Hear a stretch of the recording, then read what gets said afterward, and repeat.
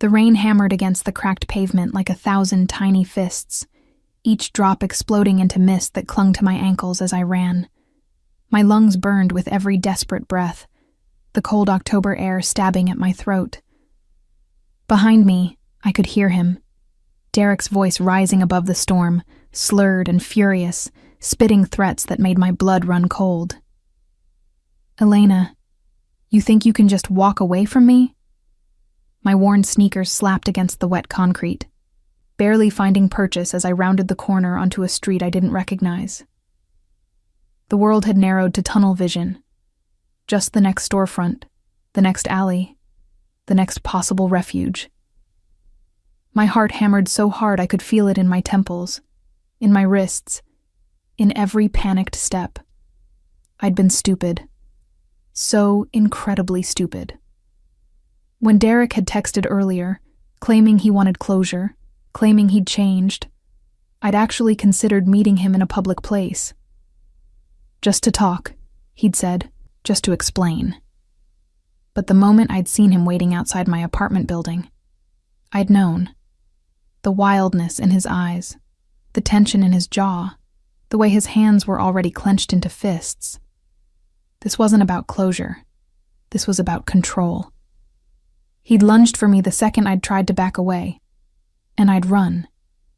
Just run, without thinking, without grabbing my phone that now lay shattered on the sidewalk 3 blocks back, without any plan beyond putting distance between us. "I said stop!" Derek's voice was closer now, and I risked a glance over my shoulder. He was maybe half a block behind, his tall frame cutting through the rain-soaked street, his white shirt plastered to his chest. The streetlights caught the rage on his face, and my stomach twisted with terror. I knew that look. I'd seen it the night he'd put his fist through my apartment wall, the night I'd finally found the courage to leave. My eyes scanned the street frantically. Most of the shops were closed at this hour, their windows dark and unwelcoming. But ahead, maybe 50 feet away, I spotted a warm glow spilling onto the wet pavement. A store, its elegant script sign barely visible through the downpour. I didn't care what it was. A bakery, a bookshop, a funeral home. It was open, and that was all that mattered. I pushed my legs harder, ignoring the burning in my calves and the stitch forming in my side. The distance closed. 40 feet, 30, 20. I could make out details now. Expensive-looking wooden doors with brass handles, large windows displaying what looked like leather goods in tasteful arrangements. Some kind of high-end boutique, probably somewhere I'd never normally set foot. "Elena, I swear to God." I hit the door at full speed, my wet hands slipping once on the brass before finding purchase. The door swung open with surprising ease, and I practically fell inside, stumbling over the threshold and catching myself against a display table. Something expensive-looking wobbled dangerously, but I barely noticed as I spun around to push the door closed behind me. The comparative quiet was shocking. Outside, Derek had pulled up short, maybe 10 feet from the entrance, his chest heaving. Even through the rain-streaked glass, I could see the calculation in his eyes. Would he follow me inside? Would he dare? For a moment, we stared at each other through the glass, hunter and prey separated by a single pane and the fragile protection of being in public. Then I became aware of the silence behind me. The kind of silence that comes when every person in a room has stopped what they're doing and turned to look at you. I turned slowly, my back still pressed against the door, and took in my surroundings properly for the first time. The shop was nothing like I'd imagined from the outside. It was elegant, certainly. But there was something else beneath the surface elegance, something dark and purposeful. The leather goods I'd glimpsed in the window weren't ordinary handbags and wallets. They were briefcases, document folders, the kind of items that screamed power and money. The walls were lined with dark wood paneling, and the lighting was low and atmospheric, casting shadows in the corners. But it was the people who truly made my breath catch. There were 3 men in the shop, all wearing suits that probably cost more than my entire wardrobe. They'd been standing around a large mahogany table at the back of the shop, clearly in the middle of some discussion. But now all three had turned to face me. Their expressions ranged from surprise to wary, and I noticed with a spike of fresh fear that one of them had his hand inside his jacket, a gesture that made me think of weapons, of danger of an entirely different sort than what waited for me outside. But it was the fourth man who captured and held my attention. He'd been seated in a leather chair near the back wall, one leg crossed over the other, a crystal glass of amber liquid in his hand. Unlike the others, he hadn't turned abruptly at my entrance. Instead, he'd moved with deliberate slowness, setting down his glass with precise care, before rising to his feet with a fluid grace that somehow made the violence in my recent sprint seem crude and graceless by comparison. He was tall, taller than Derek, I noted with some distant part of my mind, with broad shoulders that filled out his charcoal suit perfectly. His dark hair was styled back from a face that could have been carved from marble. Strong jaw, high cheekbones, a straight nose that looked like it might have been broken once and reset with surgical precision. But it was his eyes that truly arrested me.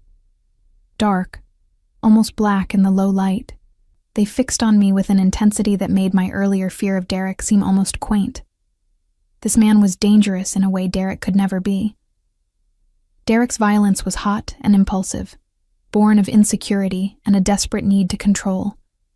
But this man's danger was cold, calculated, contained.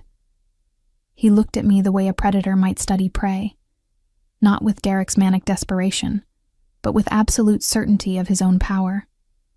"I apologize," I managed, my voice coming out rough and breathless. I was acutely aware of how I must look, soaked through, my dark hair plastered to my face, my simple jeans and sweater clinging to me uncomfortably, my chest still heaving from my sprint. "I didn't mean to intrude, The bang on the door behind me cut off my explanation. I jumped, pressing myself harder against it, as Derek's voice filtered through the glass. "Elena, come out here. Now." The four men in the shop had gone very still. The one who'd had his hand in his jacket had now fully drawn what I realized with sick certainty was a gun, though he kept it down by his side. The other two had moved slightly, positioning themselves with a practiced ease that spoke of experience with threats. But the dark-haired man, the one who commanded the room without saying a word, simply tilted his head slightly, his gaze moving from me to the door behind me, then back to my face. "Friend of yours?" he asked, and his voice matched everything else about him. Deep, controlled, with an undertone of danger that made my spine straighten involuntarily. "Ex-boyfriend," I corrected automatically, then wondered why I'd felt compelled to clarify. "Please, I just need to wait until he leaves. I'll go then, I promise. I won't bother you or—" Derek hit the door again, harder this time, and I felt it shudder against my back. "I can see you talking to them. You think they're going to protect you? Come out here and we'll talk. Just talk, baby. That's all I want." The endearment made my skin crawl. Baby. He used to call me that while pinning my wrist to the bed, while scrolling through my phone looking for evidence of imagined betrayals, while explaining in that calm, terrifying voice exactly what he'd do to any man who looked at me. "He seems persistent," the dark-haired man observed, and there was something in his tone that I couldn't quite identify. Amusement? Interest? He stepped forward, his movements unhurried but purposeful, until he stood only a few feet away from me. Up close, he was even more imposing. He was perhaps 35, maybe a bit older, with the kind of presence that made you want to either run or kneel. There was a thin scar along his jawline, barely visible, but adding to his air of controlled danger. He smelled of expensive cologne, something woody and complex, and of power. "Please," I said again, hating the desperation in my voice but unable to stop it. "I just need him to leave. He'll get bored eventually. He always does. Those dark eyes studied me with an intensity that made me feel exposed, as though he could see through my soaked clothes, through my skin, directly into the fear that sat like a stone in my chest. Then he did something unexpected. He smiled. It wasn't a warm smile. It was the kind of smile a shark might give if sharks could smile. All teeth and no humor, promising nothing good for anyone on the receiving end. "Gentlemen," he said, still looking at me, but clearly addressing the others. "It seems we have an uninvited guest being harassed on our doorstep. This won't do at all. Bad for business." "Want me to handle it, boss?" The man with the gun spoke up, his voice carrying a slight Italian accent. Boss. The word registered somewhere in my consciousness, but I was too focused on what was happening to fully process its implications. "No, Marco," the dark-haired man said, his eyes never leaving mine. "This requires a more personal touch." He moved past me, close enough that I could feel the heat radiating from his body, smell that intoxicating cologne more strongly, and reached for the door handle. Instinctively, I moved aside, my back now against the wall instead of the door. "Wait," I said urgently. He might get violent. He has before." The man paused, his hand on the brass handle, and looked back at me over his shoulder. "Has he?" he asked, and his voice had gone even colder. "With you?" I nodded, unable to find words. Something shifted in those dark eyes. "Then this will be even more satisfying."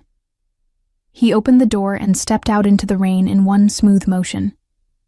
I watched through the window, my heart in my throat, as he faced Derek on the wet pavement. Derek took a step back, clearly surprised by this new development. "Who the hell are you?" I heard him demand. "This is between me and my girlfriend." "Ex-girlfriend," the dark-haired man corrected, his voice carrying clearly despite the rain. "And she's currently seeking refuge in my establishment. I'm afraid I can't have you disturbing my business with your domestic disputes." "Your business?" Derek laughed, though it sounded uncertain. "It's a shop, man. Tell her to come out here and we'll be gone." "No." The single word was delivered with such finality that Derek actually took another step back. "Look, I don't want any trouble," Derek said, trying a different approach. "I just want to talk to Elena. 5 minutes, that's all I need." "The young woman doesn't wish to speak with you. I suggest you leave." "Or what?" Derek's voice rose again, his usual bravado returning. "You'll call the cops? Go ahead. I'll tell them she's my girlfriend, that we just had a fight, that she's overreacting like she always does. I won't call the police." The way he said it made even me shiver, and I was inside, supposedly safe. Derek must have heard it too, because he went very still. "I'll give you one more chance to walk away," the dark-haired man continued, his voice still calm, still controlled, but with an edge that promised terrible things. "Walk away now, and you can keep all your fingers. Stay, and I'll take them off one by one and feed them to my dog. Your choice." "You can't," Derek started, but he was backing away even as he spoke. 30 seconds, the man said. 29, 28. Derek looked past him to the window, to where I stood watching. For a moment, our eyes met through the glass, and I saw confusion and rage and something else, the first hint of real fear, cross his face. Then he was moving, walking backward at first, then turning and jogging away into the rain. The dark-haired man stood there for a moment longer, watching Derek disappear around the corner. Only when he was satisfied that the threat had gone did he turn and walk back into the shop. He moved with the same unhurried grace, seemingly unbothered by the rain that now darkened his expensive suit and slicked his hair back from his face. I pressed myself harder against the wall as he entered and closed the door behind him with a soft click. Water dripped from his suit onto the polished floor, but he didn't seem to notice or care. His eyes found mine immediately, pinning me in place. "Thank you," I managed, my voice small. I don't know what I would have done if— You would have waited him out, he interrupted, and hoped he'd eventually leave you alone. And perhaps he would have. This time. The last two words hung in the air between us, weighted with meaning. I started, but he was already moving toward me. He stopped close. Too close, well inside what any normal person would consider personal space, and studied me with those dark, intense eyes. This close, I could see flecks of bronze in the black, could count the individual drops of rain caught in his eyelashes, could feel the power radiating off him like heat. Your ex-boyfriend, he said, and it wasn't quite a question. Yes. How long since you left him? 3 months. And he's still bothering you? I nodded, unable to trust my voice. Something flickered across his face. Anger, maybe, or disgust. Men who put their hands on women are cowards, he said quietly. They deserve nothing but pain. There was such conviction in his voice, such barely restrained violence, that I found myself believing every word. I should go, I said, though I wasn't sure where I'd go. My apartment wasn't safe anymore. Derek knew where it was. I had no phone to call anyone, no money for a cab, even if I could find one in this rain. Thank you again for— No, I blinked. No? You're not leaving. Not yet. He turned away from me, addressing the other men. Gentlemen, our business is concluded for tonight. Marco, ensure our uninvited guest hasn't circled back. Take Sal and Gio with you. The 3 men moved immediately, efficiently. Marco holstered his gun with practiced ease, and all 3 headed for the door. As Marco passed, he gave me a curious look, not threatening, but assessing, as though trying to understand what I was to his boss. Then they were gone, and I was alone in the shop with this dangerous, fascinating stranger. What's your name? He asked, moving to the back of the shop where his unfinished drink waited. Elena, I answered automatically. Elena Carter. Elena.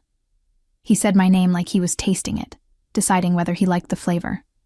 Beautiful name. Italian? My grandmother was. He nodded, picking up his glass and taking a slow sip before setting it down again.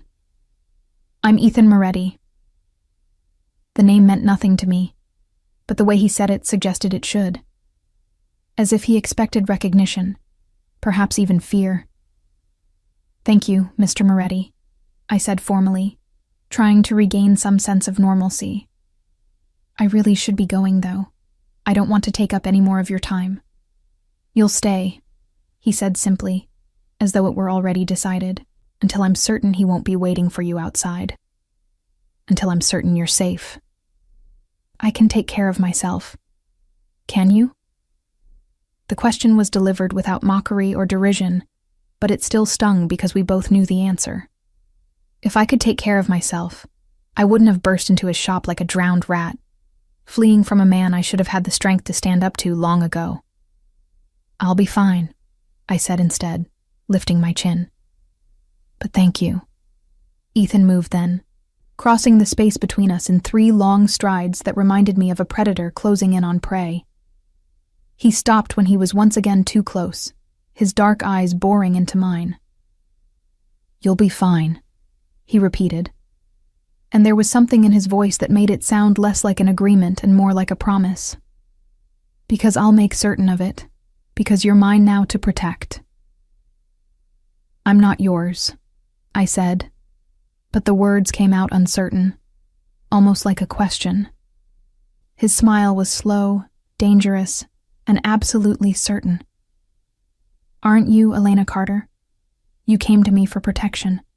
You stood in my shop and asked me to keep you safe, and I have decided to grant that request. That makes you mine. That's not— I struggled to find words, but he was already moving away, picking up his phone from the table. Sit, he commanded, gesturing to one of the leather chairs. "You're shaking." I realized. The adrenaline was wearing off, leaving me cold and trembling in my soaked clothes. Almost against my will, I found myself moving to the chair and sinking into it. It was impossibly soft, still warm from where he'd been sitting, and I pulled my arms around myself to try to stop the shivering. Ethan spoke into his phone in rapid Italian, too fast and fluid for me to follow. When he ended the call, he turned back to me. "My car will be here in 5 minutes. I'm taking you home." "I can get home on my own." "He knows where you live," Ethan interrupted. "Or did you forget that detail?" The words were like ice water. Derek did know where I lived. He'd probably go there next, wait for me to return. I'd be trapped in my own apartment, unable to leave without facing him. "I'll stay with a friend," I said, though I wasn't sure which friend would take me in soaked and phoneless at this hour. "You'll come home with me," Ethan corrected. "You'll stay in one of my guest rooms until I've ensured your ex-boyfriend won't be a problem anymore." "You can't just—" I started, but the words died in my throat. Because I was beginning to understand what Elena Carter, in her rain-soaked desperation, had stumbled into. This wasn't just a shop. These weren't just businessmen having a meeting. And Ethan Moretti wasn't just some good Samaritan helping a woman in distress. This was something else entirely. Something dangerous. Something I should run from just as fast as I'd run from Derek. But as I looked into Ethan Moretti's dark eyes, I realized with a strange mix of terror and relief that running was no longer an option. I was his now, and somehow I knew my life would never be the same. The car that arrived 5 minutes later wasn't what I expected. I'd been picturing something ostentatious. A limousine, maybe, or one of those flashy sports cars that screamed money and poor taste. Instead, it was a sleek black Mercedes S-Class that whispered wealth rather than shouting it. The kind of car that cost more than most people made in a year, but looked understated enough that only those who knew would recognize its value. The driver who emerged was Marco, the same man who'd had his hand on his gun earlier. He opened an umbrella with practiced efficiency and held it over Ethan as we exited the shop. I noticed he didn't offer one to me, though whether that was deliberate rudeness or simply because his hands were full, I couldn't tell. "Get in," Ethan said, gesturing to the open rear door. I hesitated on the threshold, my last chance to refuse, to walk away, to choose the devil I knew over the one I didn't. But the rain was still falling, and somewhere out there, Derek was probably circling back, and the interior of the Mercedes looked warm and safe, and infinitely preferable to wandering the streets alone. I got in. The interior smelled of leather and that same woody cologne Ethan wore. The seats were heated, and as I sank into the soft leather, I couldn't suppress a small sound of relief as warmth began to seep into my rain-chilled body. Ethan slid in beside me, close enough that I was hyper-aware of his presence, but not quite touching. Marco closed the door and moved around to the driver's seat. "Where to, boss?" Marco asked, catching Ethan's eye in the rearview mirror. "Home," Ethan replied simply. As the car pulled away from the curb, I watched the shop recede through the rain-streaked window. The elegant sign above the door came into focus for the first time. Moretti & Sons, Fine Leather Goods, Esther 1952. "It was my grandfather's shop," Ethan said, noticing my gaze. "He started it when he first came to America, built it into something respectable." There was something in the way he said respectable that made me think he was referring to more than just the quality of the leather goods. "You said you were having a business meeting," I ventured, trying to make sense of what I'd stumbled into. "In a leather shop after hours." His lips curved into that dangerous smile again. "I conduct business wherever it's convenient, Elena, and that shop has excellent privacy." The pause before privacy told me everything I needed to know. I'd interrupted something that had nothing to do with briefcases and document folders. Something that required guns and men who moved like soldiers and a level of control that seemed to come as naturally to Ethan as breathing. "What kind of business are you in, Mr. Moretti?" I asked, then immediately regretted the question. There were things it was safer not to know. "The kind that requires discretion," he answered, his dark eyes studying me in the dim interior of the car. "The kind that values loyalty above all else. The kind that doesn't tolerate threats to what's mine." That word again, mine. He used it so easily, with such certainty, as though I'd actually agreed to become his possession. "I'm not yours," I said again, more firmly this time. "You helped me and I'm grateful, but that doesn't mean you own me." "Doesn't it?" He shifted in his seat, turning toward me more fully. "You came to me for protection. I gave it. That's how these things work, Elena. Someone provides a service, and the recipient becomes obligated. I didn't ask to become obligated to you. I just ran into your shop to get away from Derek. And yet here you are, in my car, on your way to my home, under my protection. Whether you asked for it or not, you have it now. And I don't give my protection lightly, Elena. When I choose to protect something, it becomes mine to protect, which means it's mine." The circular logic made my head spin. Or maybe that was just exhaustion and the adrenaline crash finally hitting me in full force. I sagged back against the heated seat, suddenly too tired to argue. "I'll stay tonight," I conceded.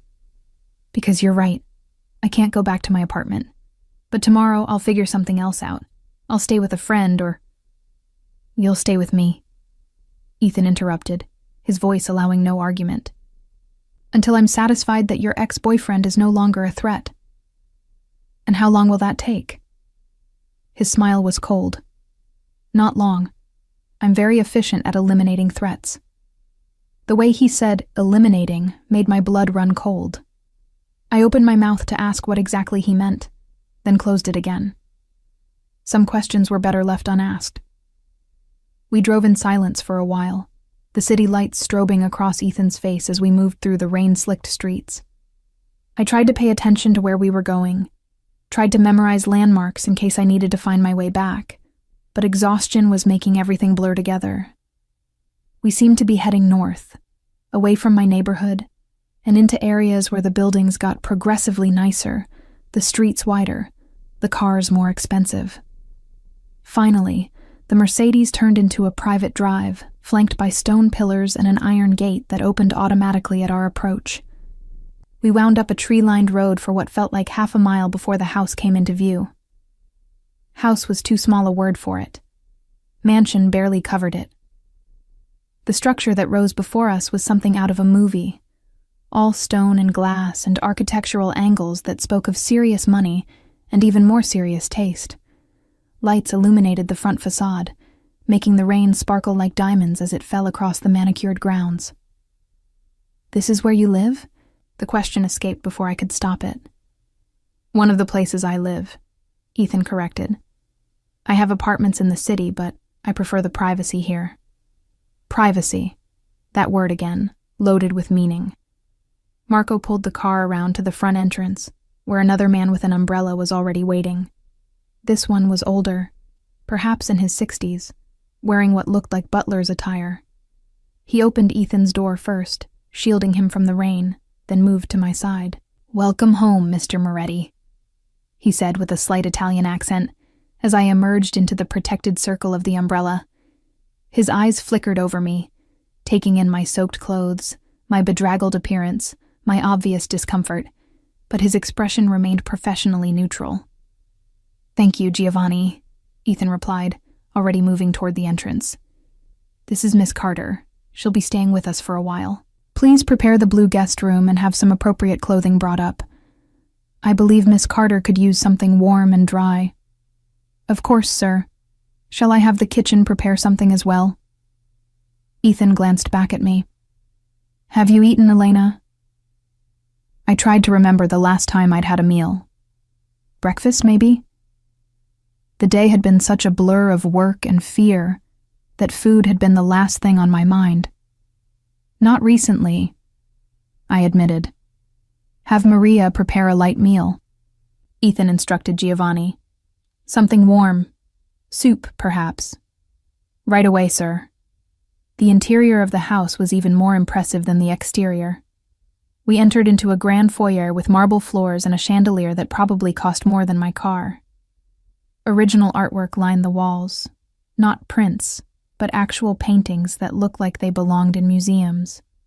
Everything spoke of wealth, but it was old wealth, established wealth, the kind that didn't need to prove anything to anyone. This way, Ethan said, gesturing toward a sweeping staircase. I followed him up, my wet sneakers squeaking embarrassingly on the marble steps.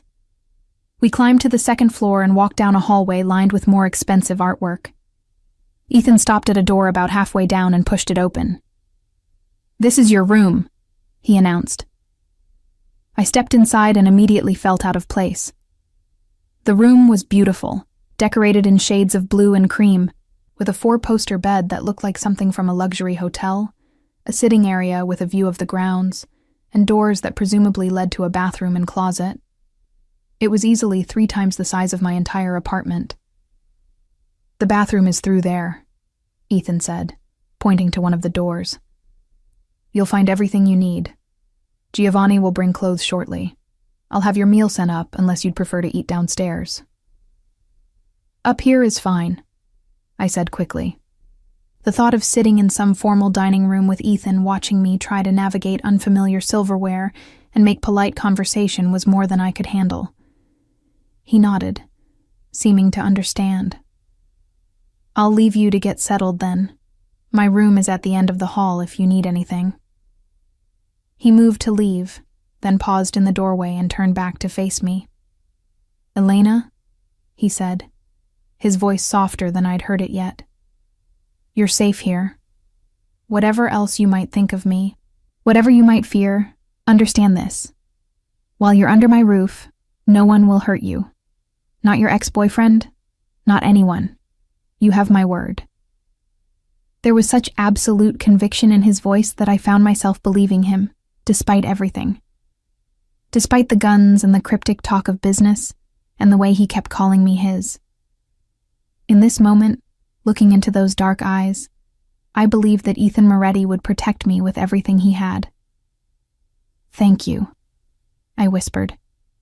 He inclined his head in acknowledgement, then left, closing the door softly behind him. Alone for the first time since fleeing into his shop, I let myself collapse onto the edge of the bed. My hands were shaking again. Not from cold this time, but from the delayed shock of everything that had happened. Derek chasing me through the rain, bursting into that shop, Ethan's cold threat to feed Derek his own fingers, the drive here, this room, this house, this entire surreal situation. What had I gotten myself into? A soft knock at the door made me look up. "Come in," I called, expecting Giovanni with the clothes. Instead, a woman entered, perhaps 50, with kind eyes and graying dark hair pulled back in a bun. She carried a tray with a bowl of soup and what looked like fresh bread, along with a pot of tea. "Miss Carter," she said, with a warm smile that immediately put me more at ease than anything else since I'd entered this house. "I'm Maria, the housekeeper. Mr. Moretti said you might need something warm." "Thank you," I said, genuinely touched by the gesture. "That's very kind." She set the tray on a small table near the sitting area. "Giovanni will be up shortly with some clothes. In the meantime, there are robes in the bathroom if you'd like to get out of those wet things. Can't have you catching cold." There was something maternal in her concern that made my throat tighten unexpectedly. "Thank you, Maria." She smiled again, then surprised me by reaching out and gently squeezing my shoulder. "Mr. Moretti is a good man," she said quietly. "Complicated perhaps, but good. You're safe here, dear. Whatever brought you to us, you're safe." Before I could respond, she was gone, closing the door gently behind her. I sat there for a moment, processing her words. A good man. Complicated. Safe. Finally, I forced myself to move. The soup was calling to me, but Maria was right. I needed to get out of these wet clothes first. I made my way to the bathroom and stopped short at the threshold. If the bedroom was impressive, the bathroom was decadent. All marble and glass, with a shower that could easily fit 3 people and a tub that looked deep enough to swim in. Fluffy white towels were stacked on heated racks. The counter was lined with expensive toiletries, the kind I'd only ever seen in luxury hotel gift shops. I caught sight of myself in the mirror and winced. I looked exactly like what I was, a drowned rat who'd been running for her life. My dark hair hung in wet tangles around my face. My minimal makeup had run down my cheeks in black streaks. My clothes clung to me in the least flattering way possible. This was what Ethan Moretti had seen when he'd looked at me. This desperate, bedraggled woman who'd burst into his shop like a disaster in human form. And yet he'd looked at me and decided I was his to protect. His to claim. I stripped off my wet clothes, leaving them in a soggy pile on the floor, and found one of the robes Maria had mentioned. It was thick and soft, probably Egyptian cotton or something equally luxurious, and wrapped around me like a warm hug. Back in the bedroom, I devoured the soup, some kind of Italian wedding soup with tiny meatballs and vegetables that tasted homemade, and 2 thick slices of bread with butter. I hadn't realized how hungry I was until I started eating, and before I knew it, the bowl was empty, and I was eyeing the teapot. Another knock, and this time it was Giovanni with a stack of clothes. "These should fit, Miss Carter," he said, setting them on the bed. "If you need anything adjusted, please let me know. I'll be happy to have our tailor come by tomorrow." Their tailor. Of course they had a tailor. "Thank you, Giovanni." He hesitated at the door. "Miss Carter, if I may, Mr. Moretti is very particular about who he brings into his home. The fact that you're here, that he's extended his protection to you, it means something. I've worked for the Moretti family for 30 years, and I've never seen him quite so decisive about someone." I wasn't sure how to respond to that, so I just nodded. Giovanni gave a small bow and left. I examined the clothes he'd brought. Everything was expensive. I could tell that much even without looking at labels. Soft cashmere sweaters in muted colors, well-cut jeans that would actually fit despite Giovanni never asking my size, silk pajamas that probably cost more than a week of my salary. And underneath everything, expensive lingerie in what I belatedly realized was exactly my size. How did they know my size? The question sent a small chill through me, but I was too tired to dwell on it. I changed into the silk pajamas. They felt sinfully soft against my skin, and climbed into the enormous bed. The sheets were high thread count, the comforter like sleeping under a cloud. I should have felt uncomfortable, should have been too wired to sleep, should have been making plans for tomorrow. Instead, I was asleep almost before my head hit the pillow. I woke to daylight streaming through windows I'd forgotten to close the curtains on. For a moment, I was disoriented, struggling to place where I was.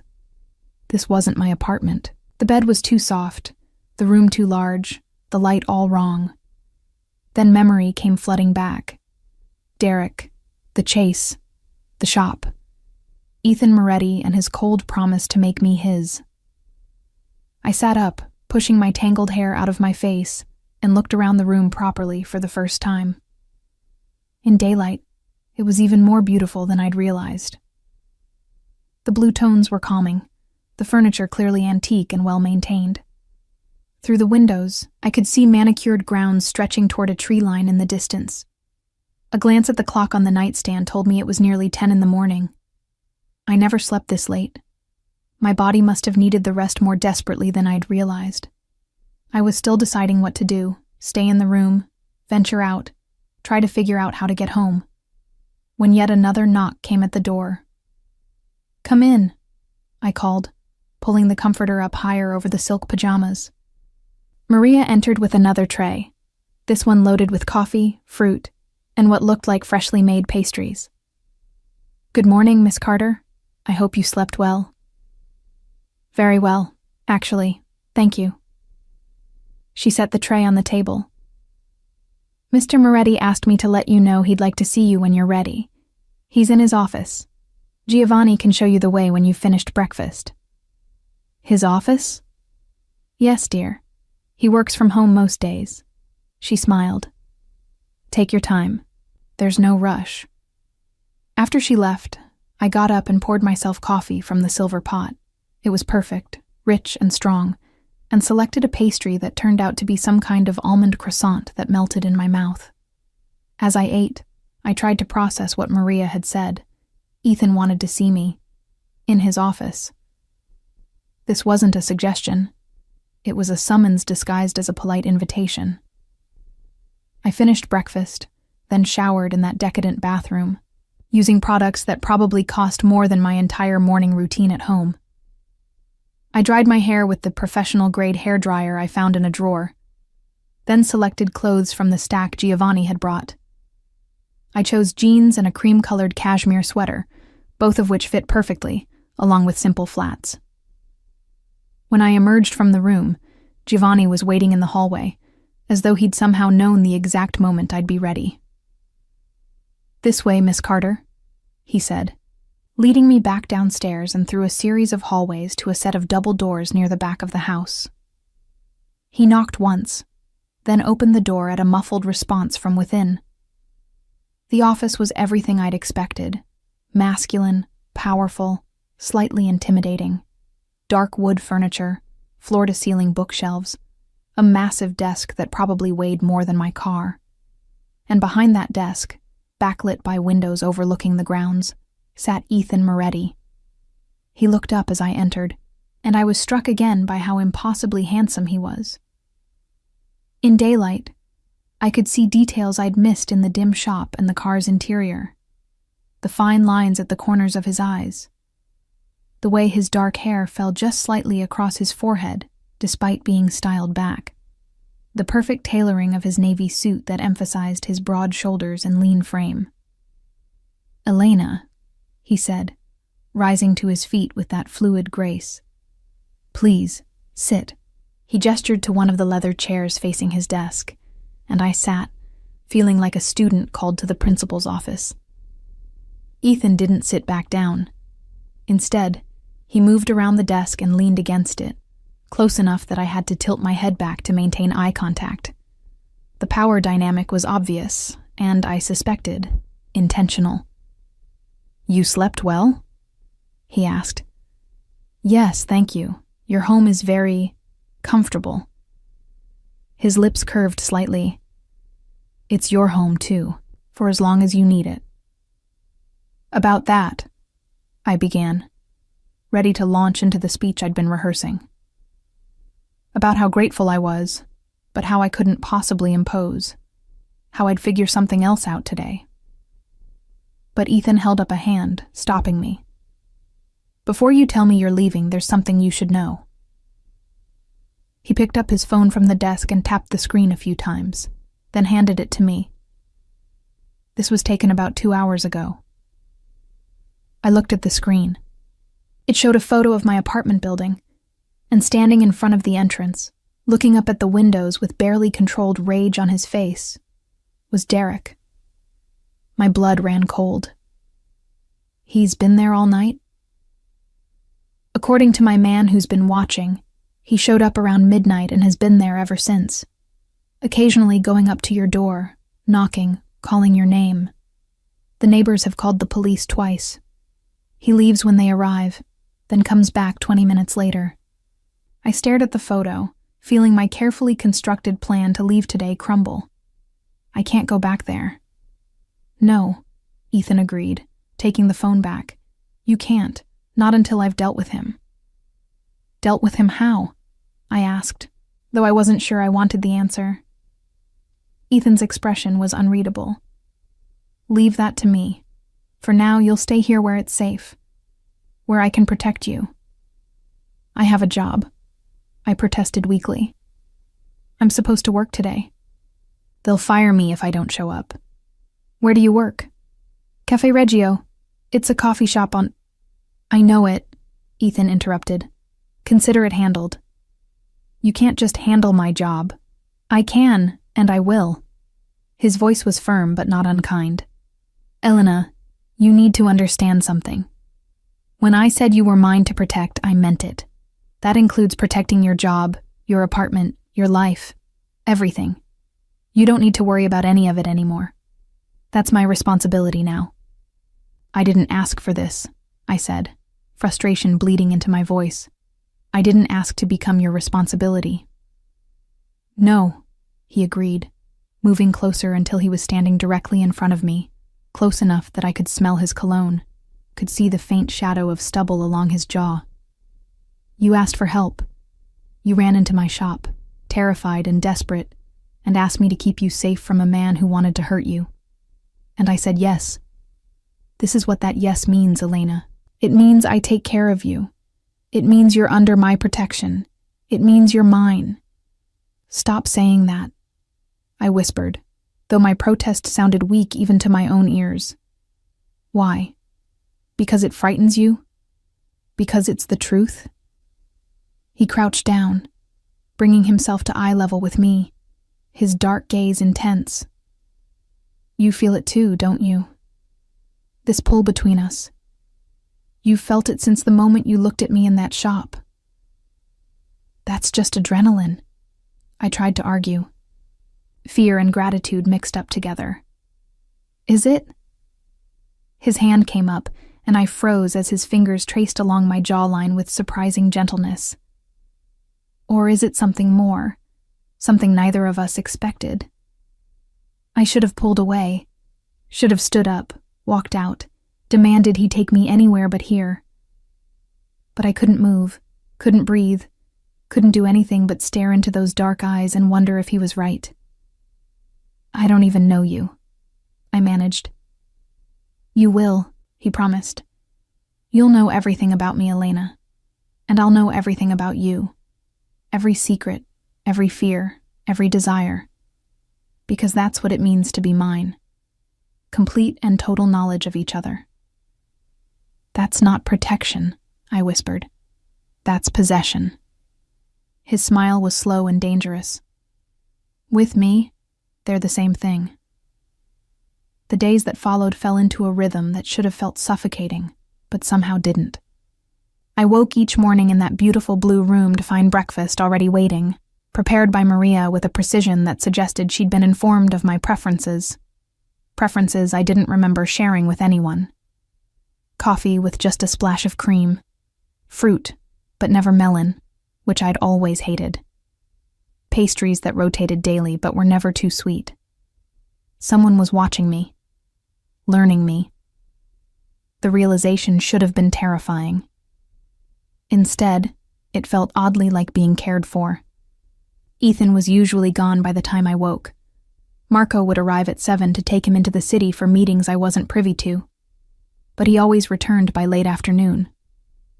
Sometimes he'd find me in the library, where I'd discovered an entire section of first editions that made my literature degree feel suddenly relevant. Other times he'd join me for dinner, the two of us eating in a formal dining room that felt less intimidating with each passing meal. We talked during those dinners, real conversations that went beyond the surface pleasantries I'd expected. He asked about my childhood. I told him about growing up in a small town upstate, my parents' quiet disappointment when I'd moved to the city to pursue writing dreams that never quite materialized. He told me about his grandfather, the man who'd started the leather shop, who'd built something from nothing through sheer determination, and, I suspected, methods that wouldn't bear close examination. He taught me everything, Ethan said one evening, swirling wine in his glass. We were on the 5th night of my stay, and I'd stopped counting down the hours until I could leave.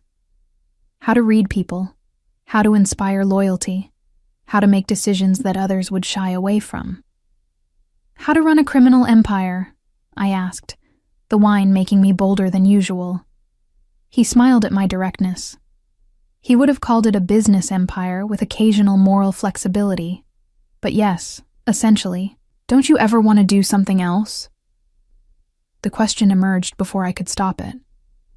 Something legitimate? The shop is legitimate, he pointed out. The real estate holdings, the restaurants, The import business, all legitimate. The other aspects. He shrugged. They're necessary evils, protection for the legitimate operations, insurance against those who would take what we've built. That's a convenient rationalization.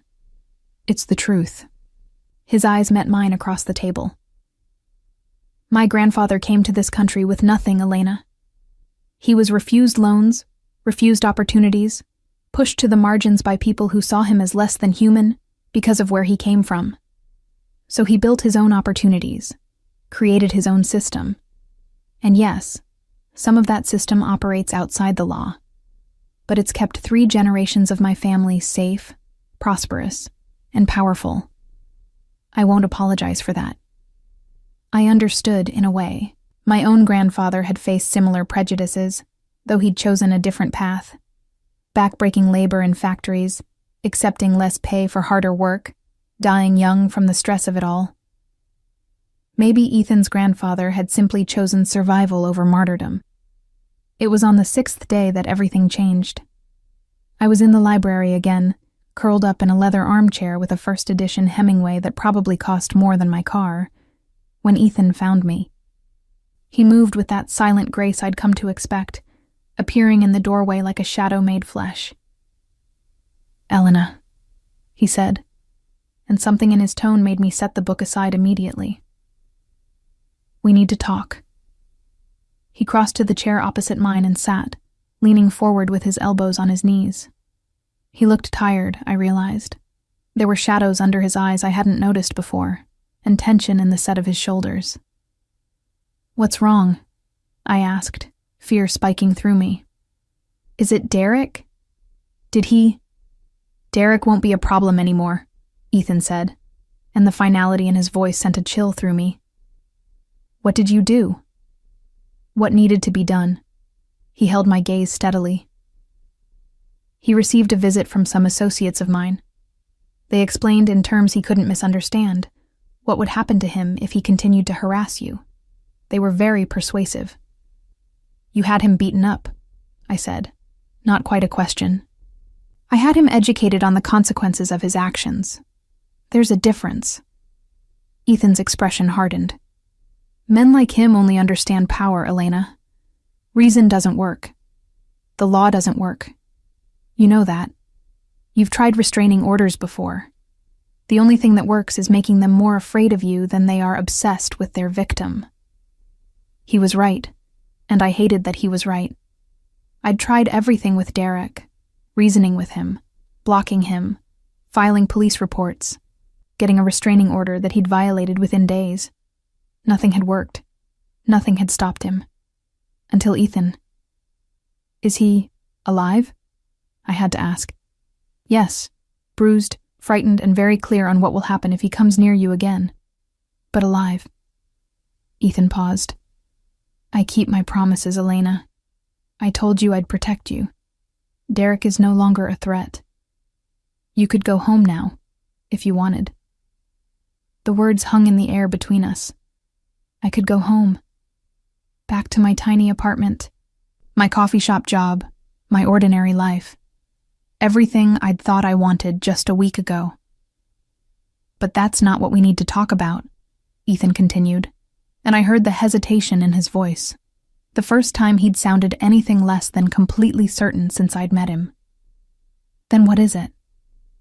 He stood, pacing to the window that overlooked the grounds. The afternoon sun caught the edges of his dark hair, turning them almost bronze. When he spoke, he didn't turn around. "Your ex-boyfriend wasn't the only complication we needed to address." Ice spread through my veins. "What do you mean?" "Derek made noise before my men reached him, went to some of his friends, told them about you, about me, about how you'd run to some mob boss for protection." Ethan's hands clenched into fists at his sides. "Word got back to some people who have interests in undermining my position. I don't understand." He turned then, and the look on his face made my breath catch. "In my world, Elena, weakness is death. The perception of weakness is almost as dangerous. When people heard that I'd taken a woman under my protection, a woman with no connection to the families, no strategic value, no reason for me to help her except... He trailed off. Except what? Except that I wanted to. The admission seemed to cost him something. That I saw you, terrified and desperate, and something in me decided you were mine to protect, mine to claim. And now certain people see that as weakness, as sentiment, as something they can exploit. I stood, my legs suddenly unsteady. You're saying I've put you in danger? No. He crossed to me in 3 long strides, his hands coming up to frame my face with surprising gentleness. You haven't done anything wrong, Elena. I chose this. I chose to help you, to bring you here, to make you mine.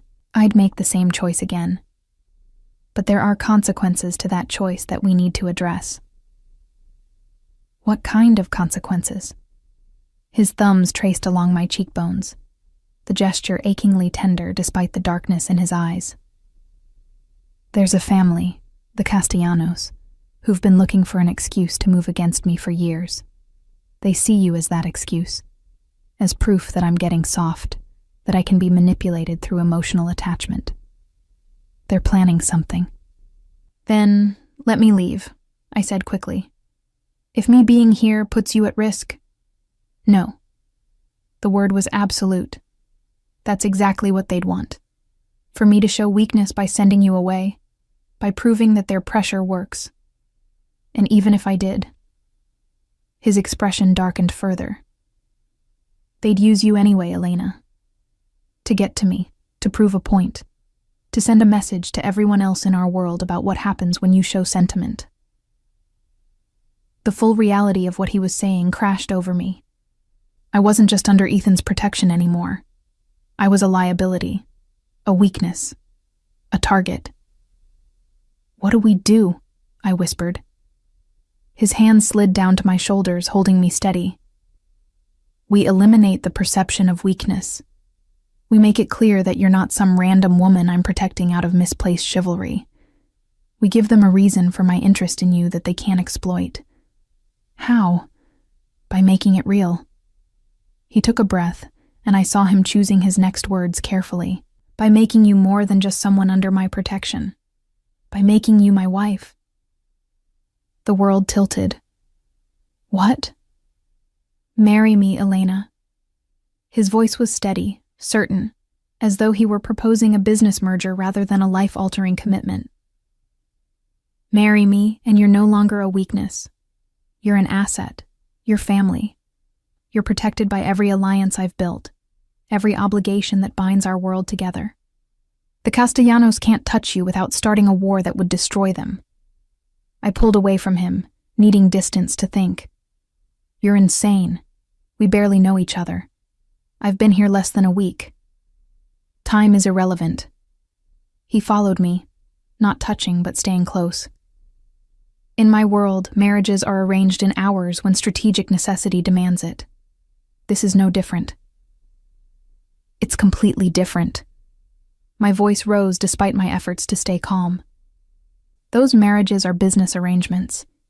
You're talking about a business arrangement, he finished. That's exactly what I'm proposing. A marriage that serves both our interests. You get permanent protection, security, access to resources you've never dreamed of. I get the elimination of a vulnerability that threatens everything I've built. What about love? The question sounded naive even as I asked it. Something flickered in his dark eyes. What about it? You loved Derek once, didn't you?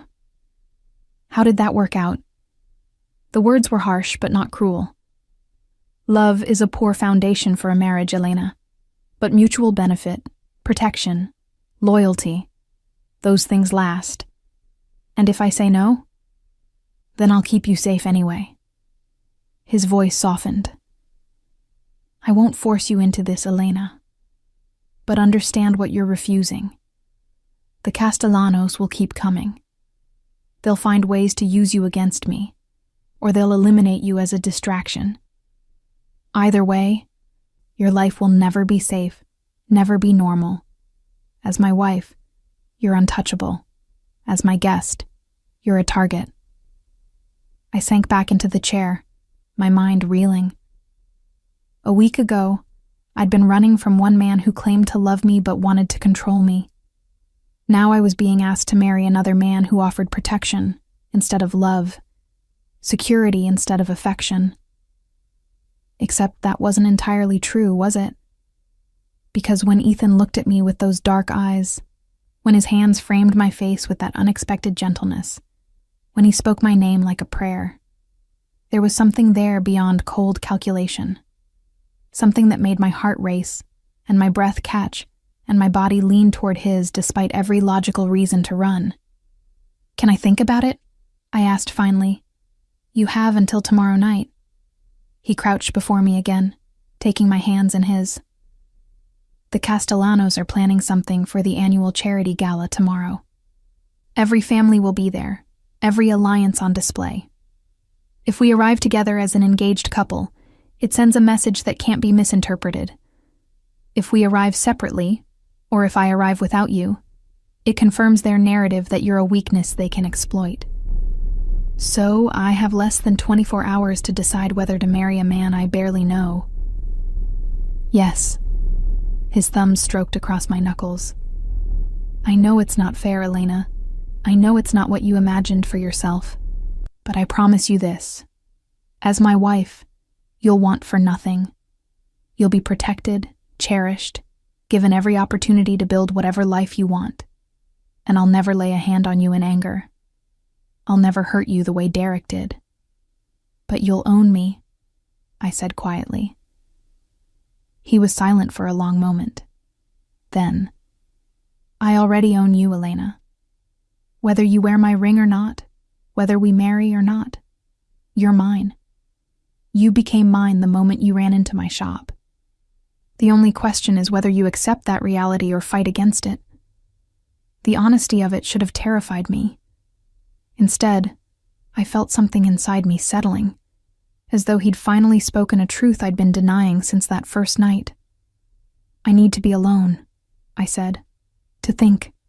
He nodded, rising to his feet. "Of course. I'll be in my office if you need me." "But Elena?" He paused at the door. "Whatever you decide, know that I'll protect you regardless. This isn't an ultimatum. You're not choosing between marriage and being thrown out on the street.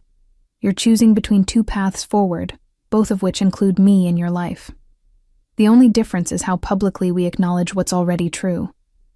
After he left, I sat in that leather chair for hours, watching the sun sink toward the horizon and thinking about choices and inevitability and the strange path that had led me here. I thought about Derek, about how his love had felt like chains, how his jealousy had masqueraded as devotion, his control as care, how I'd spent a year walking on eggshells, trying to be small enough, quiet enough, perfect enough to avoid triggering his rage. I thought about Ethan, about how his possession felt different, darker in some ways, more honest in others. He didn't pretend his claim on me was about my best interests. He didn't dress up control as concern or jealousy as love. He simply stated the truth. I was his, and he would protect what was his with every resource at his disposal. And I thought about myself, about the Elena who'd fled into that shop a week ago, terrified and alone and running from a danger she couldn't escape on her own. About the Elena who'd woken up this morning in a beautiful room, eaten breakfast prepared just for her, spent her day reading first editions in a library that felt like a sanctuary. About the Elena who felt safer in the home of an admitted criminal than she'd ever felt in her own apartment. When had I stopped wanting to leave? When had Ethan's presence shifted from threatening to comforting? When had the idea of going back to my old life started to feel like a prison rather than freedom? The sun had set completely by the time I made my way to Ethan's office. I knocked once and entered at his invitation. He was at his desk, reviewing documents on his laptop, but he looked up immediately when I entered. The desk lamp cast shadows across his face, making him look older, more tired, more human than the untouchable mob boss I'd first encountered. "Elena," he said, standing. "Have you decided?" I crossed the room until I stood before his desk, my heart hammering but my voice steady. "I have questions first." "Ask them." "If I marry you, do I have freedom?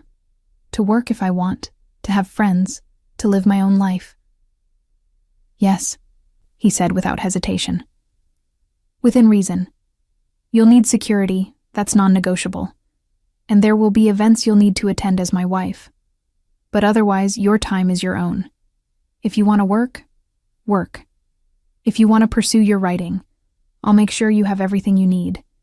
If you want to go back to school, consider it done. And if I want to leave, if this doesn't work, if I can't do this..." His expression tightened, but he answered honestly, "I won't make it easy. I won't simply let you walk away. But I won't keep you prisoner either. If you're truly miserable, if you truly want out..." He paused. "We'll find a way that keeps you safe and preserves both our positions. But Elena, I don't expect it to come to that. I think you'll find being my wife has more benefits than drawbacks. You're very confident. I'm very certain of what I want. And I want you." The simple declaration sent heat through me. "Why?" I asked. "You could have any woman. Why me?" He moved around the desk, and I found myself backing up until I hit the bookshelf behind me. He followed, caging me in with an arm on either side of my head, his body close enough that I could feel his heat. "Because you ran into my shop terrified and desperate, and the first thing I thought was, mine," he said, his voice low and intense. "Because you stood your ground when I told you that you belonged to me, even though you were clearly frightened. Because you question me, challenge me, see me clearly, and don't look away. Because when I touch you..." His hand came up to trace my jawline, and I shivered. "You feel it too.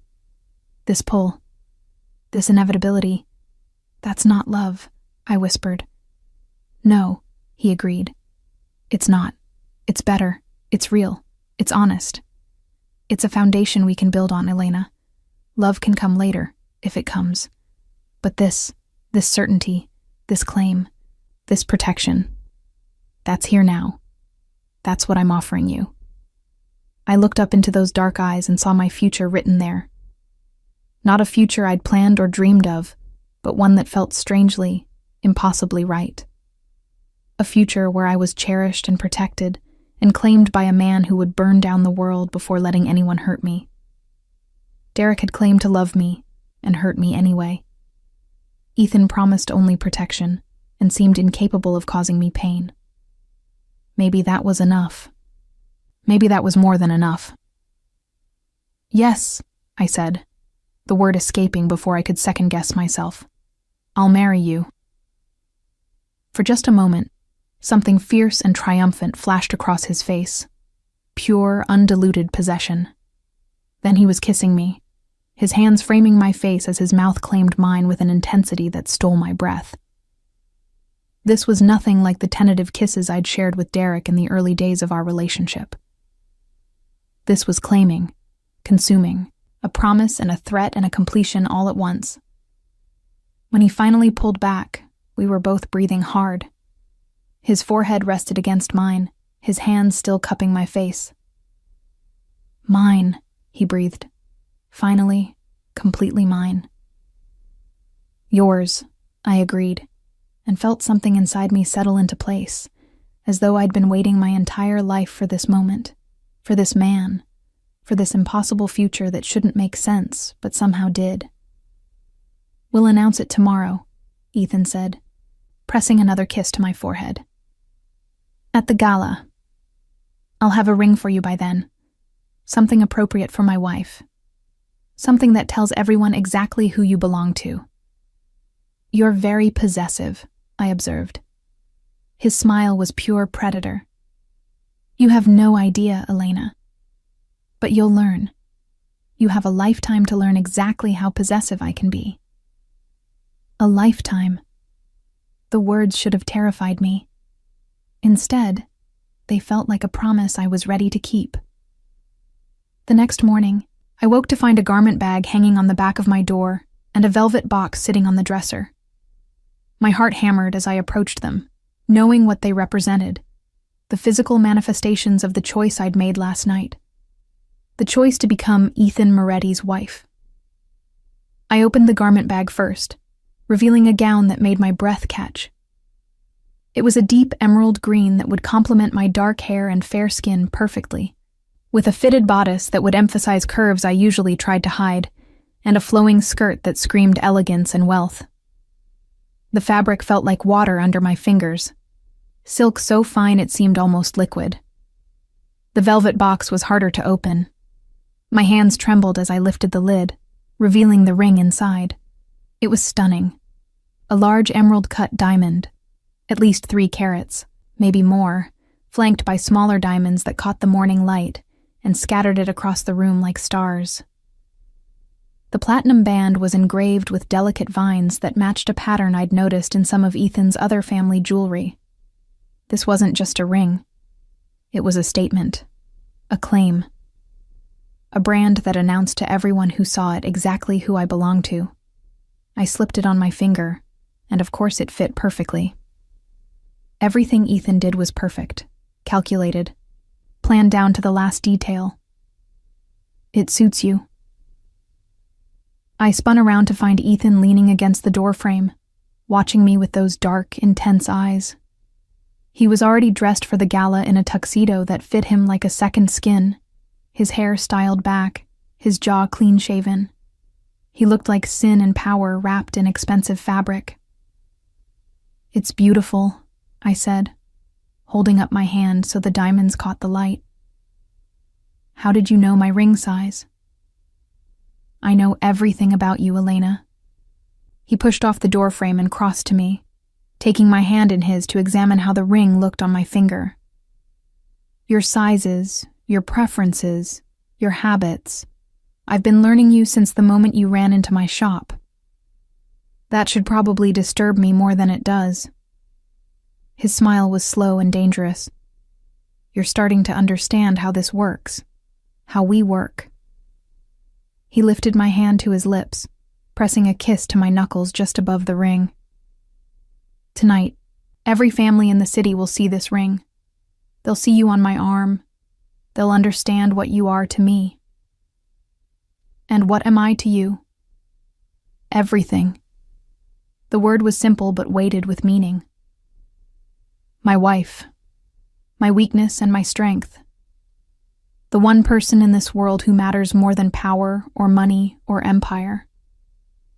"You barely know me," I protested, though my heart was racing at his words. "I know enough." His hands moved to my waist, pulling me closer. "I know you're brave enough to run when you need to, and strong enough to stand still when running would be easier. I know you're intelligent, observant, capable of seeing beneath surfaces to truths that others miss. I know you taste like coffee and honey in the morning, and that you curl up when you read, tucking your feet under you like a cat. I know you're mine, Elena. And I plan to spend the rest of our lives learning everything else." He kissed me then, slow and thorough, a kiss that promised things I wasn't ready to think about yet. When he pulled back, my knees were weak, and my breath was coming in short gasps. "Get ready," he murmured against my lips. "Maria will be up to help with your hair and makeup in an hour. We leave at 7. "Ethan?" I called as he moved toward the door. He paused, looking back.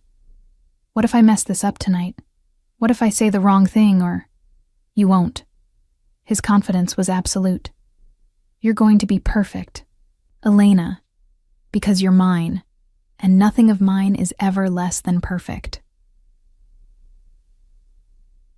Maria arrived exactly an hour later with a team that transformed me from ordinary Elena Carter into someone I barely recognized.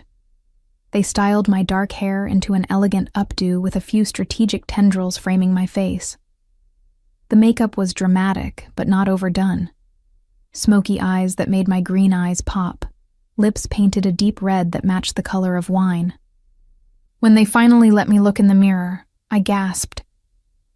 The woman staring back at me looked like she belonged in Ethan's world.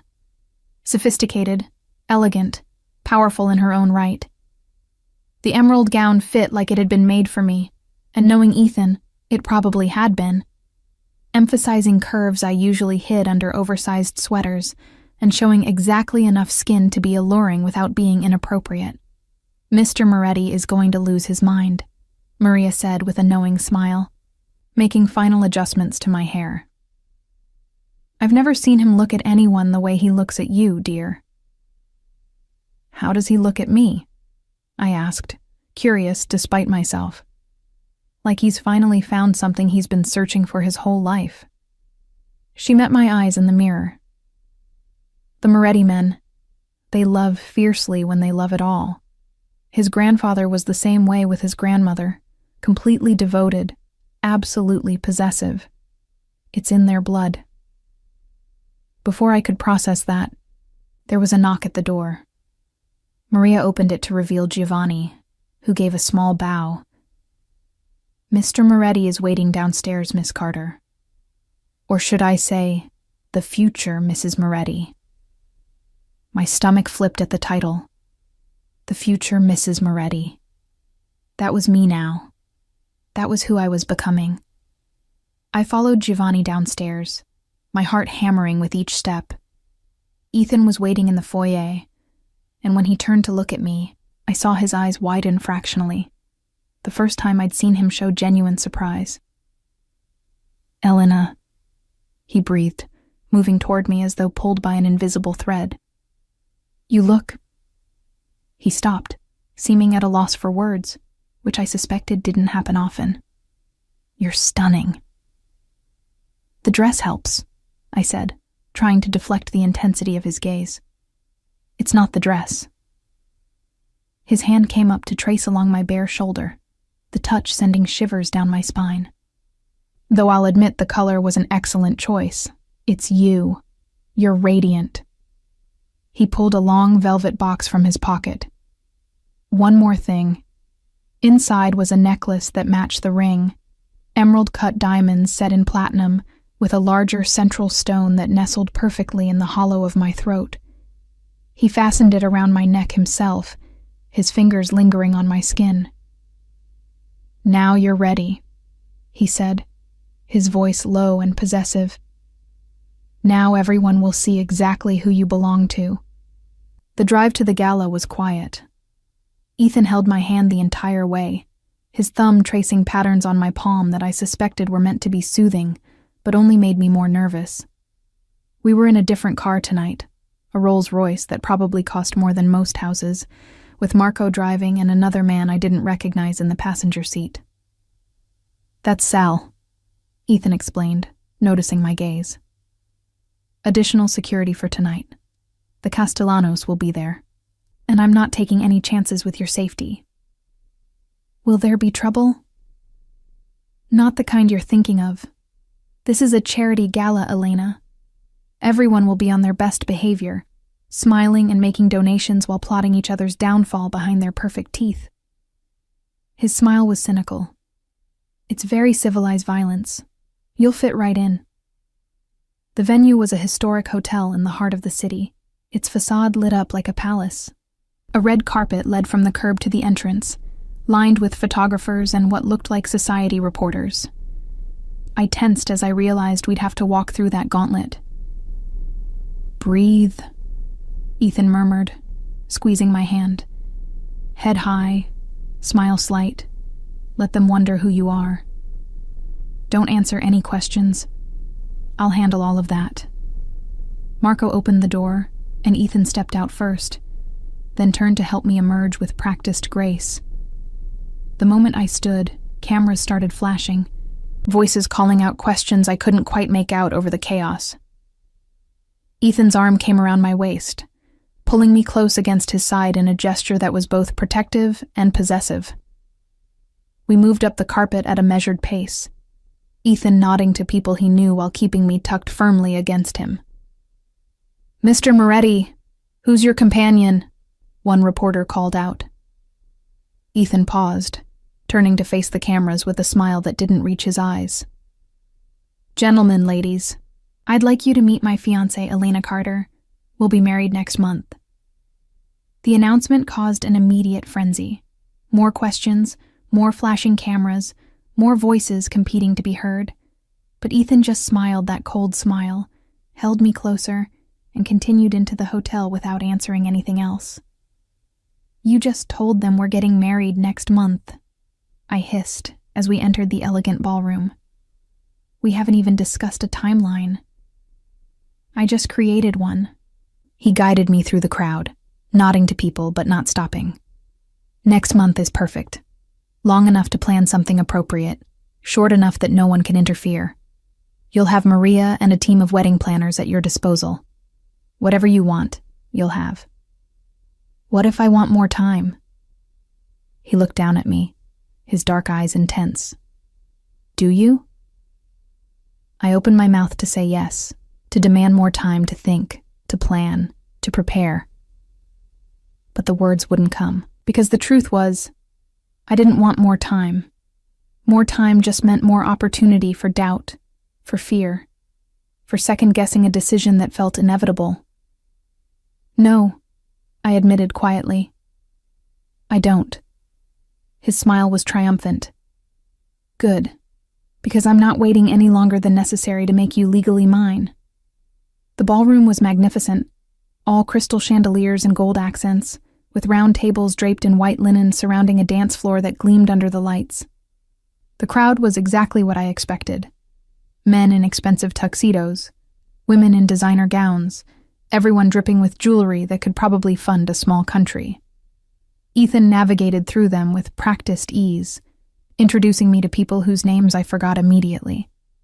There were too many faces, too many obviously fake smiles, too many assessing gazes that looked at my ring and my dress, and Ethan's possessive hold on me, and drew conclusions I could only guess at.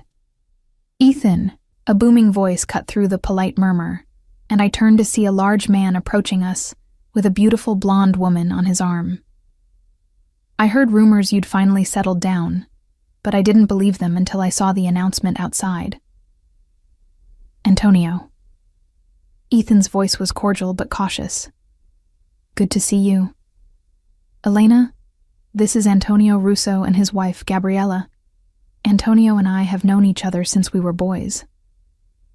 "Pleased to meet you," I said, extending my hand. Gabriella took it with a warm smile that seemed more genuine than most I'd received. "Welcome to the family, dear. I hope Ethan warned you what you're getting into." "I'm still figuring that out," I admitted. Antonio laughed. "Honest, I like her, Ethan. Where did you find this one?" "She found me," Ethan replied, his hand tightening possessively on my waist. "Right place, right time, fate or luck. Take your pick, but she's mine now. So, I see." Antonio's gaze dropped to my ring, and something flickered in his expression. "That's the Moretti emerald, isn't it? I thought that stone was in your grandmother's necklace." "It was," Ethan confirmed. "I had it reset. Elena deserves nothing less than family heirlooms." The significance wasn't lost on me. This wasn't just an expensive ring. It was a piece of his family history, a declaration that I wasn't just some woman he was marrying for convenience. I was being welcomed into the Moretti legacy. "Your grandmother would have liked her," Gabriella said softly, and something in Ethan's expression softened. "Yes," he agreed. "She would have." We circulated for another hour, Ethan introducing me to what felt like hundreds of people. I smiled until my face hurt, made polite small talk, and tried to ignore the weight of all those assessing gazes. Some looked curious, some skeptical, some calculating. But underneath all of it was the same question. Who was Elena Carter? And how had she managed to catch Ethan Moretti? I was wondering the same thing. There. Ethan murmured in my ear, his lips brushing my skin in a way that made me shiver. The Castellanos, 3:00. I turned slightly and saw them, a man who looked to be in his late 50s, with silver-streaked dark hair and cold eyes, accompanied by a younger man who was clearly his son, and a woman who must be the wife. They were watching us with undisguised interest. Marco Castellano, Ethan continued quietly. His son, Vincent, and Marco's wife, Teresa. They're the ones who see you as my weakness. What do? We show them exactly how wrong they are. He turned to face them fully, and the Castellanos began moving through the crowd toward us. Moretti, Marco said when they reached us, his voice carrying a false warmth that didn't reach his eyes. I heard you had an announcement tonight. Imagine my surprise. Were you surprised, Marco? Ethan's tone was mild, but I felt the tension in his body. I rather thought my personal life was of great interest to you lately. Marco's smile tightened. We all have interest in maintaining the traditions of our world. Hasty marriages, especially to outsiders. His gaze flickered dismissively over me. Can create complications. Miss Carter is hardly an outsider now. Ethan's voice went cold. She's wearing my ring. She carries my name or will in a month. That makes her family. And you know as well as I do what happens to people who threaten the family. The threat was barely veiled, and I saw Vincent Castellanos' hand twitch toward his jacket before his father's subtle gesture stopped him. No one is threatening anyone, Marco said smoothly. I'm simply expressing concern for you, for all of us. Emotional attachments can be liabilities in our line of work. Then it's fortunate I didn't choose Elena out of emotion. Ethan's arm around me tightened. I chose her because she's intelligent, observant, and utterly loyal. Because she understands the value of discretion and the importance of family. Because she makes me stronger, not weaker. Any man who can't see that is a fool. The insult hung in the air between them. Marco's expression darkened, but before he could respond, Teresa Castellano spoke up. I'd love to hear how you two met, she said with a smile that was as fake as her husband's. It must be quite the romantic story. It was fate, I said before Ethan could answer, surprising myself with the steadiness of my voice. I was in trouble, and Ethan helped me. He saw something in me worth protecting, worth claiming, and I saw in him the kind of strength and certainty I'd been looking for my whole life without knowing it. It wasn't quite a lie. The words felt true even if the circumstances weren't quite as romantic as I was making them sound.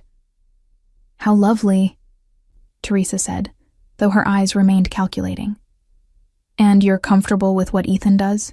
With his business interests?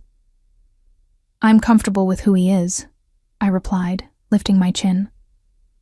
The rest is just details. Ethan's hand squeezed my waist in what I hoped was approval. Well then, Marco said, his smile sharp as a blade. I suppose congratulations are in order. I hope the marriage brings you both everything you deserve. The way he said deserve made it sound like a curse, but Ethan just smiled coldly. Oh, it will, Marco. I assure you, it will. The Castellanos moved away, and I finally allowed myself to breathe. That was terrifying, I admitted quietly. You were perfect. Ethan steered me toward our table. You stood your ground, supported me, showed them exactly the kind of wife you'll be. I couldn't have asked for better. I wasn't acting, I said, realizing it was true. I meant what I said.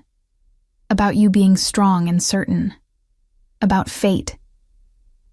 He stopped walking, turning to face me fully despite the crowds around us. His hand came up to cup my face, his thumb tracing my cheekbone. Elena, he said, my name a reverence on his lips. You continue to surprise me.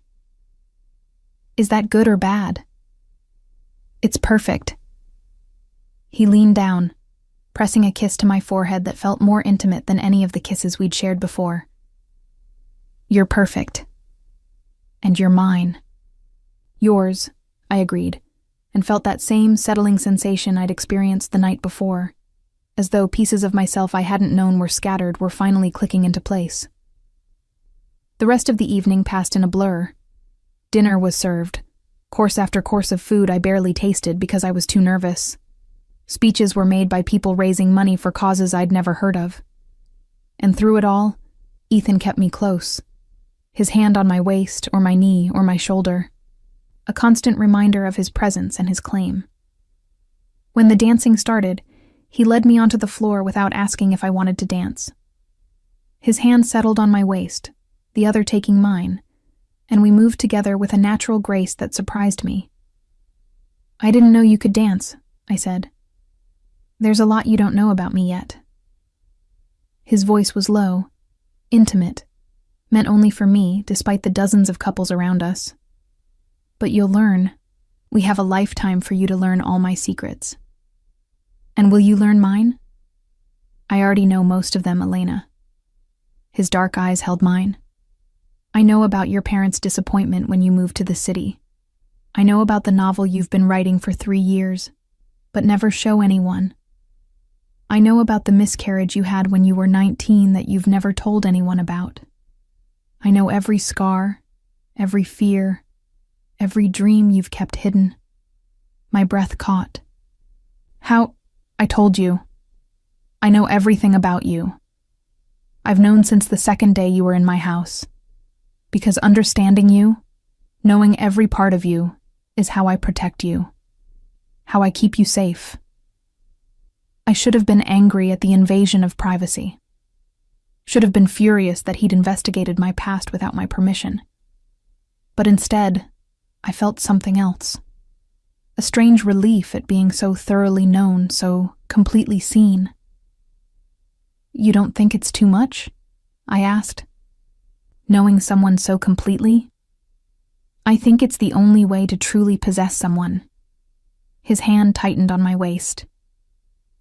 "Surface knowledge is easy. Anyone can know your favorite color or how you take your coffee. But knowing the shape of your wounds, the texture of your fears, the architecture of your dreams, that's possession, Elena. That's ownership. That's what it means to be mine." The music swelled around us, and he pulled me closer until we were moving as one body, until I could feel his heartbeat against mine, until there was no space left between us at all. "I'm scared," I admitted in a whisper. "Of me? Of this? Of how right it feels when it shouldn't? Of how much I want this when I should be running? Of how completely I'm giving myself to you when I swore I'd never give myself to anyone again after Derek?" "I'm not Derek." His voice was firm. "I won't hurt you the way he did. I won't make you small or afraid or desperate. I'll make you powerful, Elena. I'll make you untouchable. I'll give you everything you've ever wanted and things you didn't know you needed.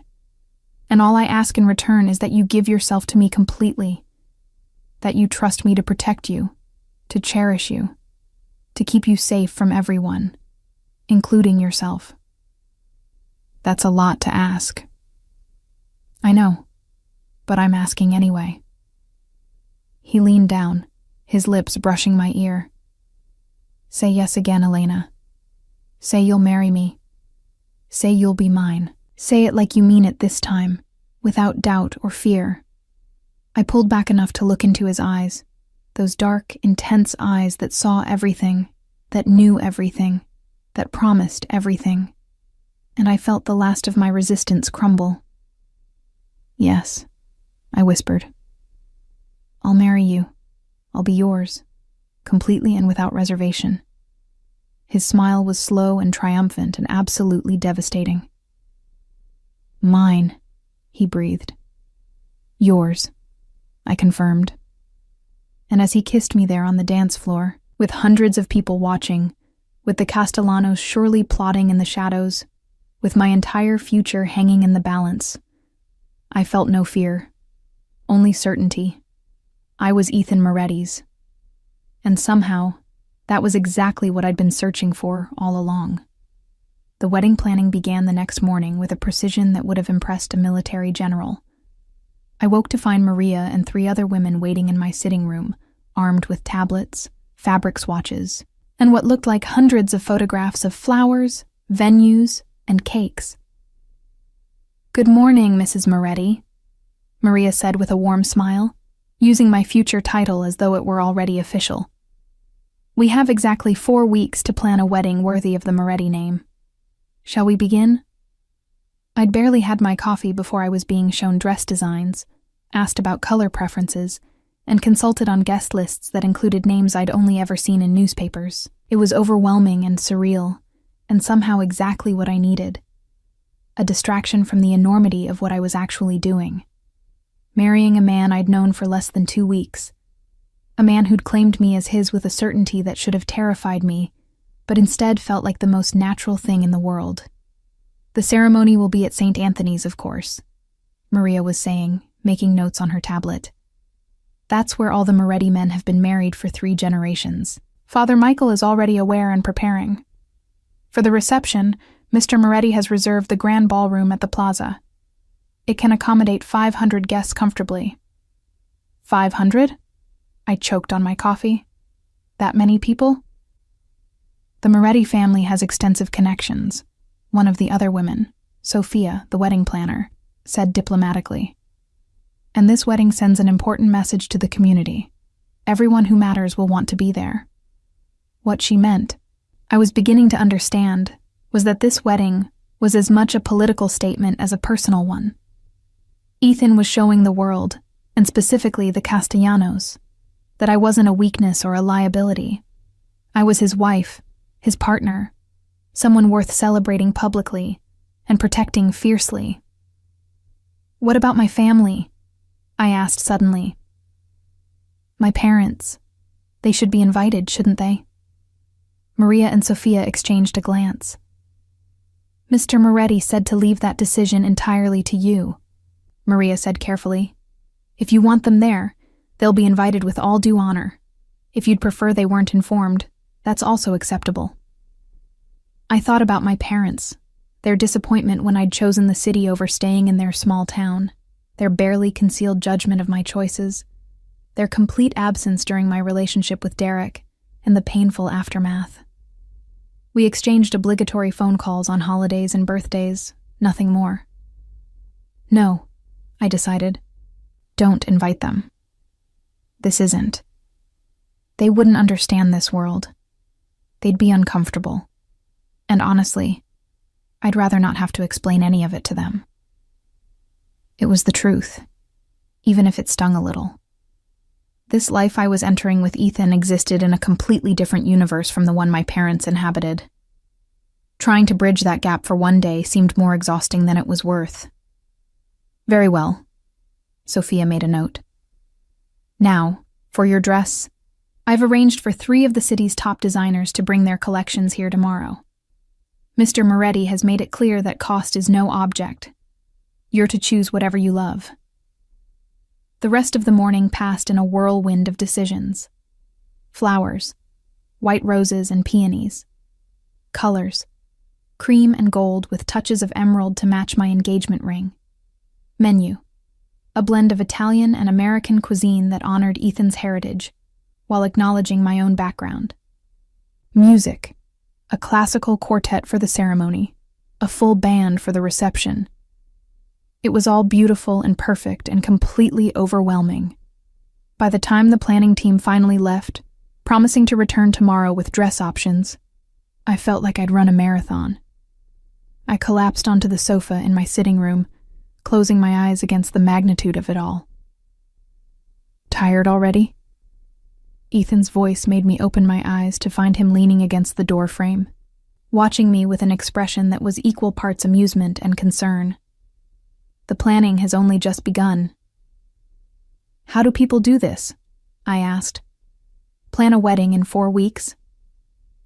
"They hire people who are very good at what they do." He crossed the room and sat beside me.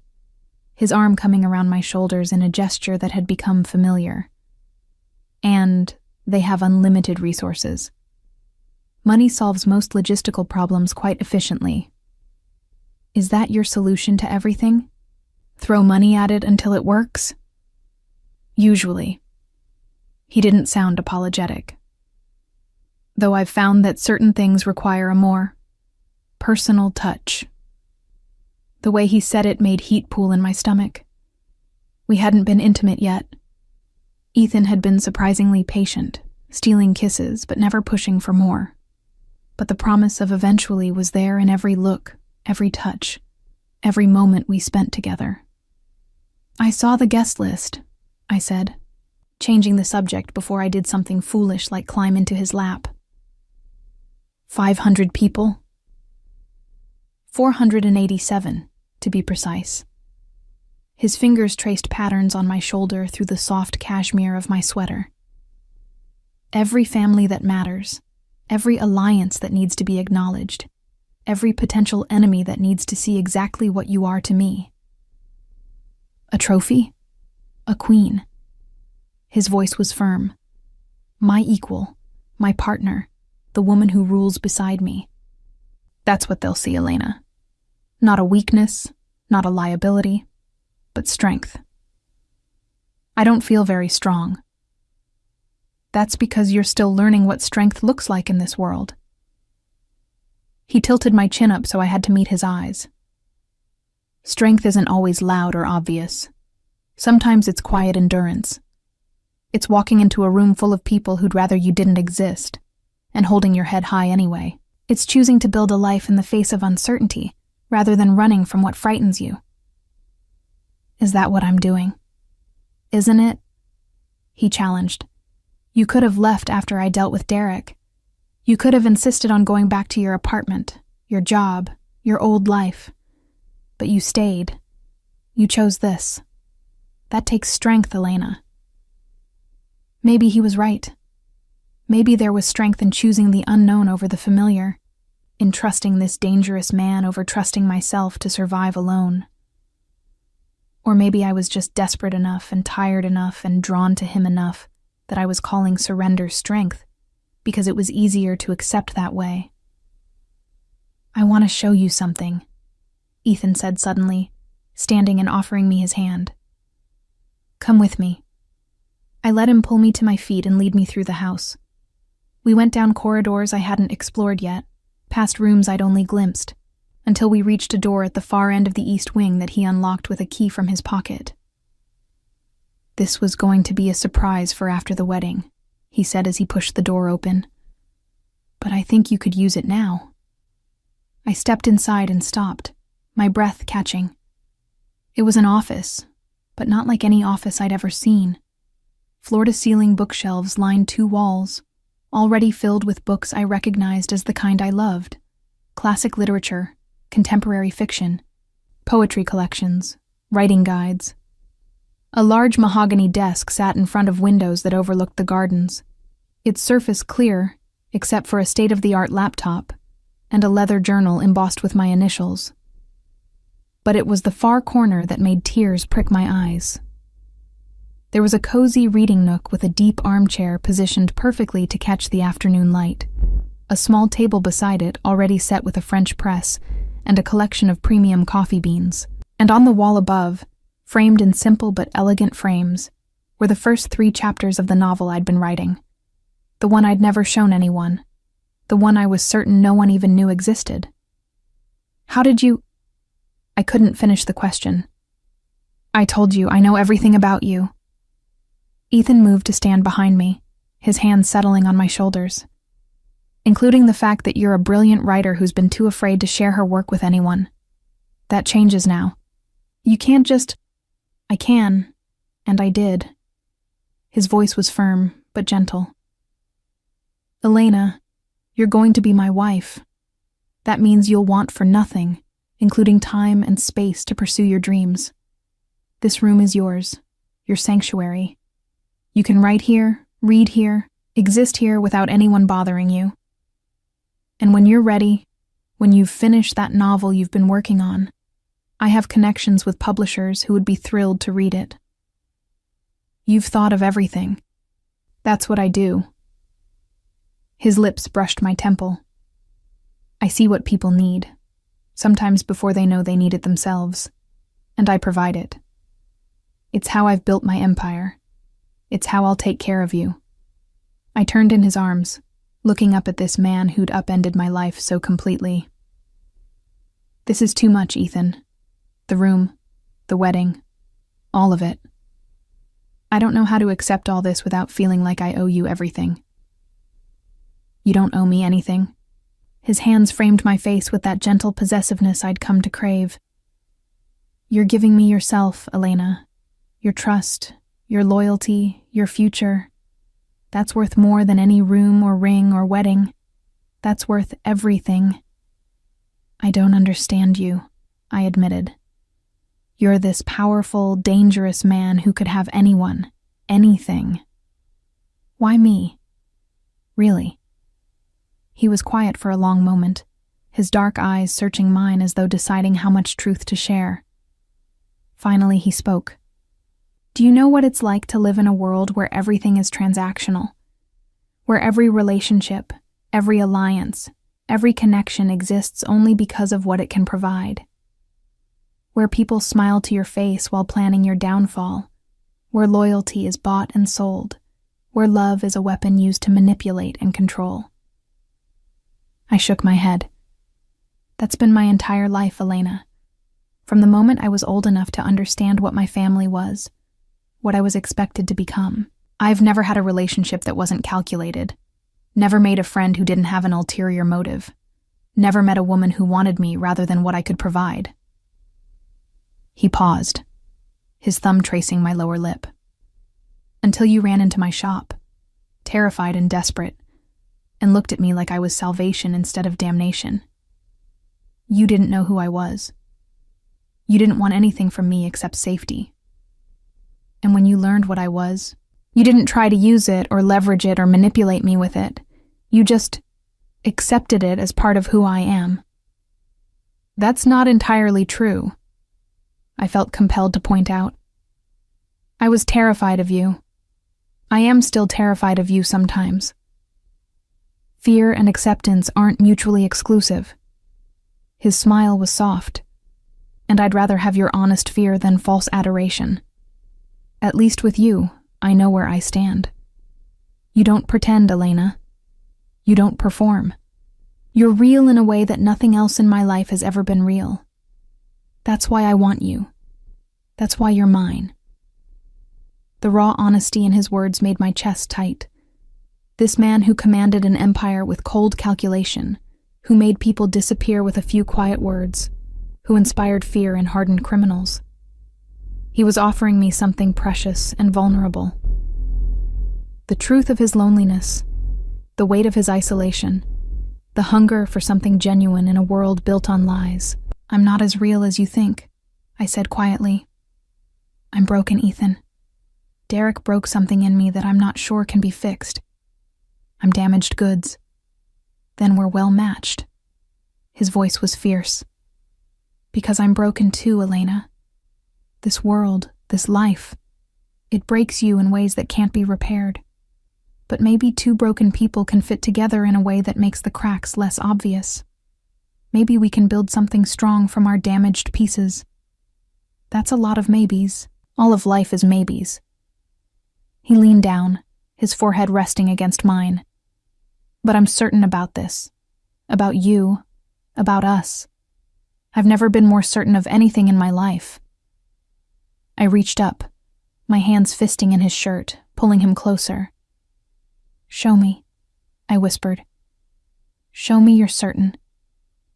His eyes darkened with desire, with possession, with a hunger that matched my own.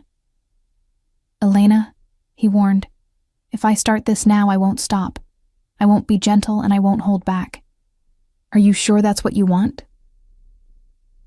In answer, I pulled him down and kissed him, pouring all my confusion and fear and desperate need into it. He made a sound low in his throat, half growl, half groan, and then his control shattered. His hands were everywhere, tangling in my hair, gripping my waist, sliding down to cut my hips and pull me hard against him. He walked me backward until my back hit the bookshelf, and his mouth left mine to trail fire down my throat, finding that sensitive spot below my ear that made me gasp. Mine, he breathed against my skin. Say it, Elena. Tell me you're mine. Yours, I gasped, my head falling back to give him better access. I'm yours, Ethan. He lifted me then, my legs wrapping automatically around his waist as he carried me to the desk, sweeping the laptop aside with one hand and setting me on the edge. His hands found the hem of my sweater, pulling it over my head in one smooth motion, and then his mouth was on me again, worshipping every inch of exposed skin. I should have felt vulnerable, exposed in nothing but my bra and jeans while he remained fully clothed. But instead, I felt powerful. Because this man, this dangerous, controlled man, was coming undone because of me. For me. Tell me to stop, he demanded, his hands working the button of my jeans. Tell me to stop and I will. Tell me you want to wait until after the wedding, until this is official, and I'll wait. But if you don't stop me now, Elena, I'm making you mine in every way that matters. Don't stop, I said, my voice stronger than I expected. I don't want to wait. I want this. I want you. Something fierce and triumphant flashed across his face. Then you'll have me, he promised. All of me. Forever. What followed was a claiming in the truest sense, not gentle or tentative, but fierce and absolute, a physical manifestation of the bond that had been building between us since that first night. He worshipped my body with a single-minded intensity that left me gasping and trembling, pushing me higher and higher until I shattered in his arms, his name a prayer on my lips. Afterward, we lay tangled together on the reading nook's chair. Somehow we'd made it there, though I couldn't quite remember the journey. Ethan's shirt was unbuttoned and my clothes were scattered across the floor, but neither of us moved to retrieve them. His fingers traced lazy patterns on my bare shoulder, and I felt boneless, sated, completely at peace for the first time in longer than I could remember. No regrets? He asked quietly. No, I answered honestly. Should I have some? Most people would. His hand stilled on my shoulder. We're getting married in 4 weeks, Elena. Some might say we should have waited, done things properly. Since when do you care about doing things properly? I lifted my head to look at him. You kidnapped me, declared me yours without asking, investigated my entire life without permission, and are forcing me into a marriage that serves your strategic interests as much as it protects me. I don't think having sex before the wedding is where we should start worrying about propriety. He laughed, a genuine, full laugh that transformed his face and made him look younger, less burdened. Fair point, though for the record, I didn't kidnap you. You came willingly. Under duress. Under my protection. His hand resumed its gentle patterns. There's a difference. Is there? I challenged, though I was smiling. Yes. He grew serious again. Kidnapping implies you're a prisoner, but you're not, Elena. You never have been. You could walk out that door right now if you truly wanted to. I'd hate it. I'd probably follow you.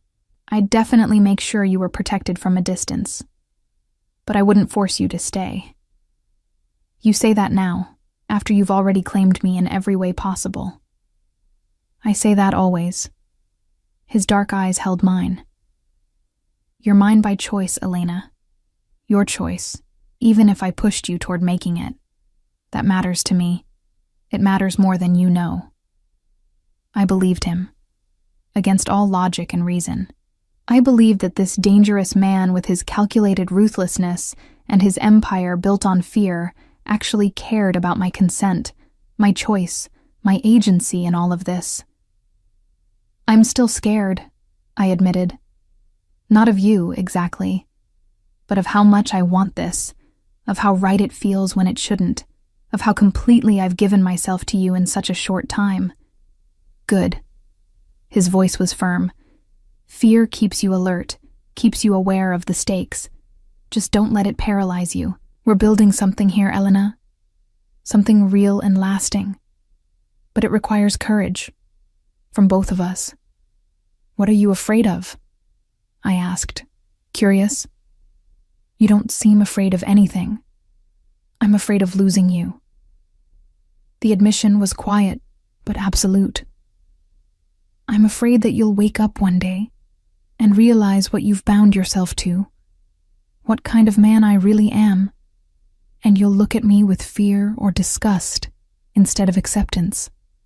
I'm afraid that loving you...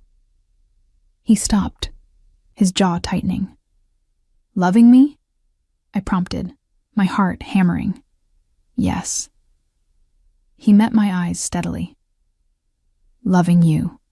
That's what this is, Elena. I didn't plan it, didn't expect it. But somewhere between you running into my shop and right now, I fell in love with you. And that terrifies me more than any enemy or rival or threat I've ever faced. Because loving you gives you power over me that no one else has ever had. Tears pricked my eyes at the raw honesty in his voice. I don't want power over you. I know. That's one of the reasons I love you. He pulled me closer, tucking my head under his chin. You don't want to manipulate or control me. You just want to be safe, to be seen, to be cherished. And I can give you all of that, Elena.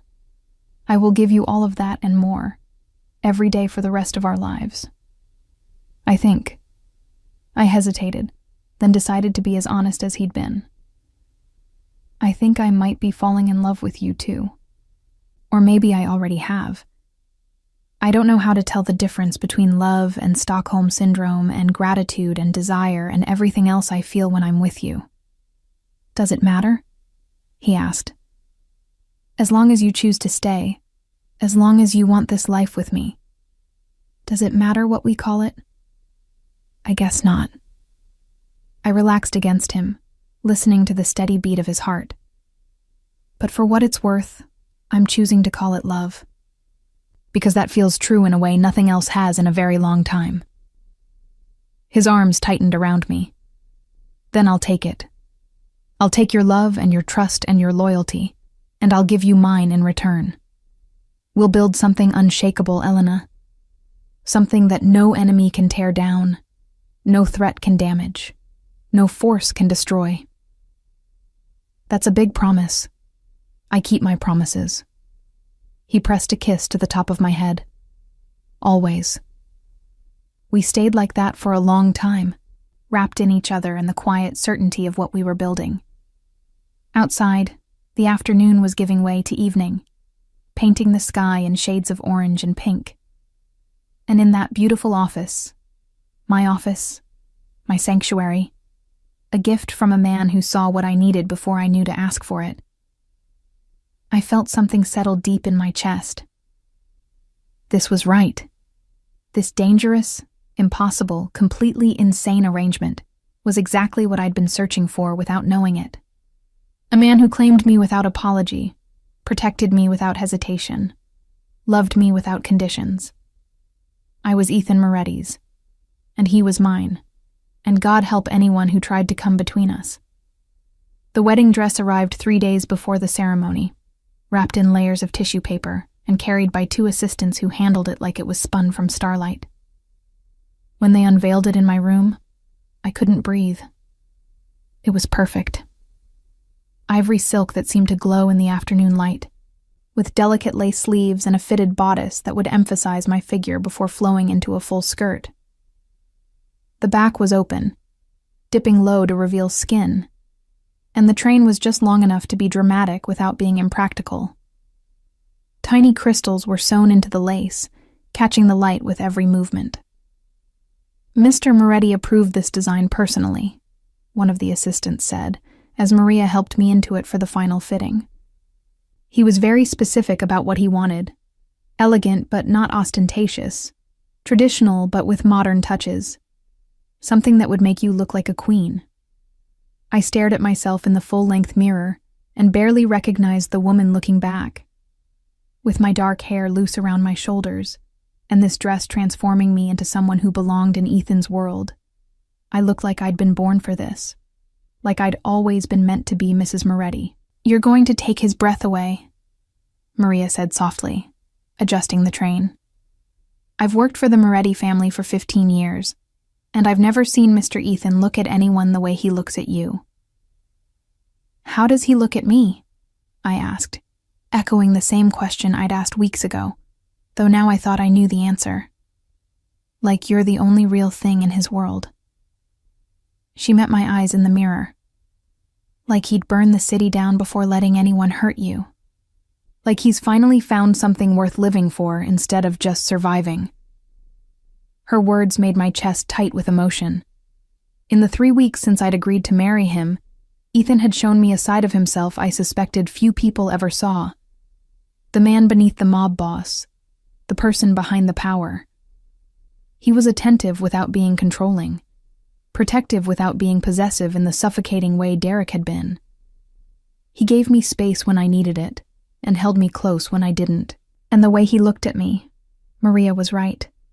It was like I was precious, irreplaceable, the answer to a question he'd been asking his entire life. "I'm ready," I said, though I wasn't sure if I was talking about the dress fitting, or the wedding, or the life I was about to step into. Maybe all three. The morning of the wedding dawned clear and cold, the late October sky a brilliant blue that seemed almost artificial in its perfection. I woke alone. Ethan had observed the tradition of not seeing the bride before the ceremony, staying at his apartment in the city the night before, and found myself simultaneously nervous and calm. The nerves were surface level, butterflies about the ceremony and the crowds and saying vows in front of 500 people. But underneath was a deep, unshakable certainty. This was right.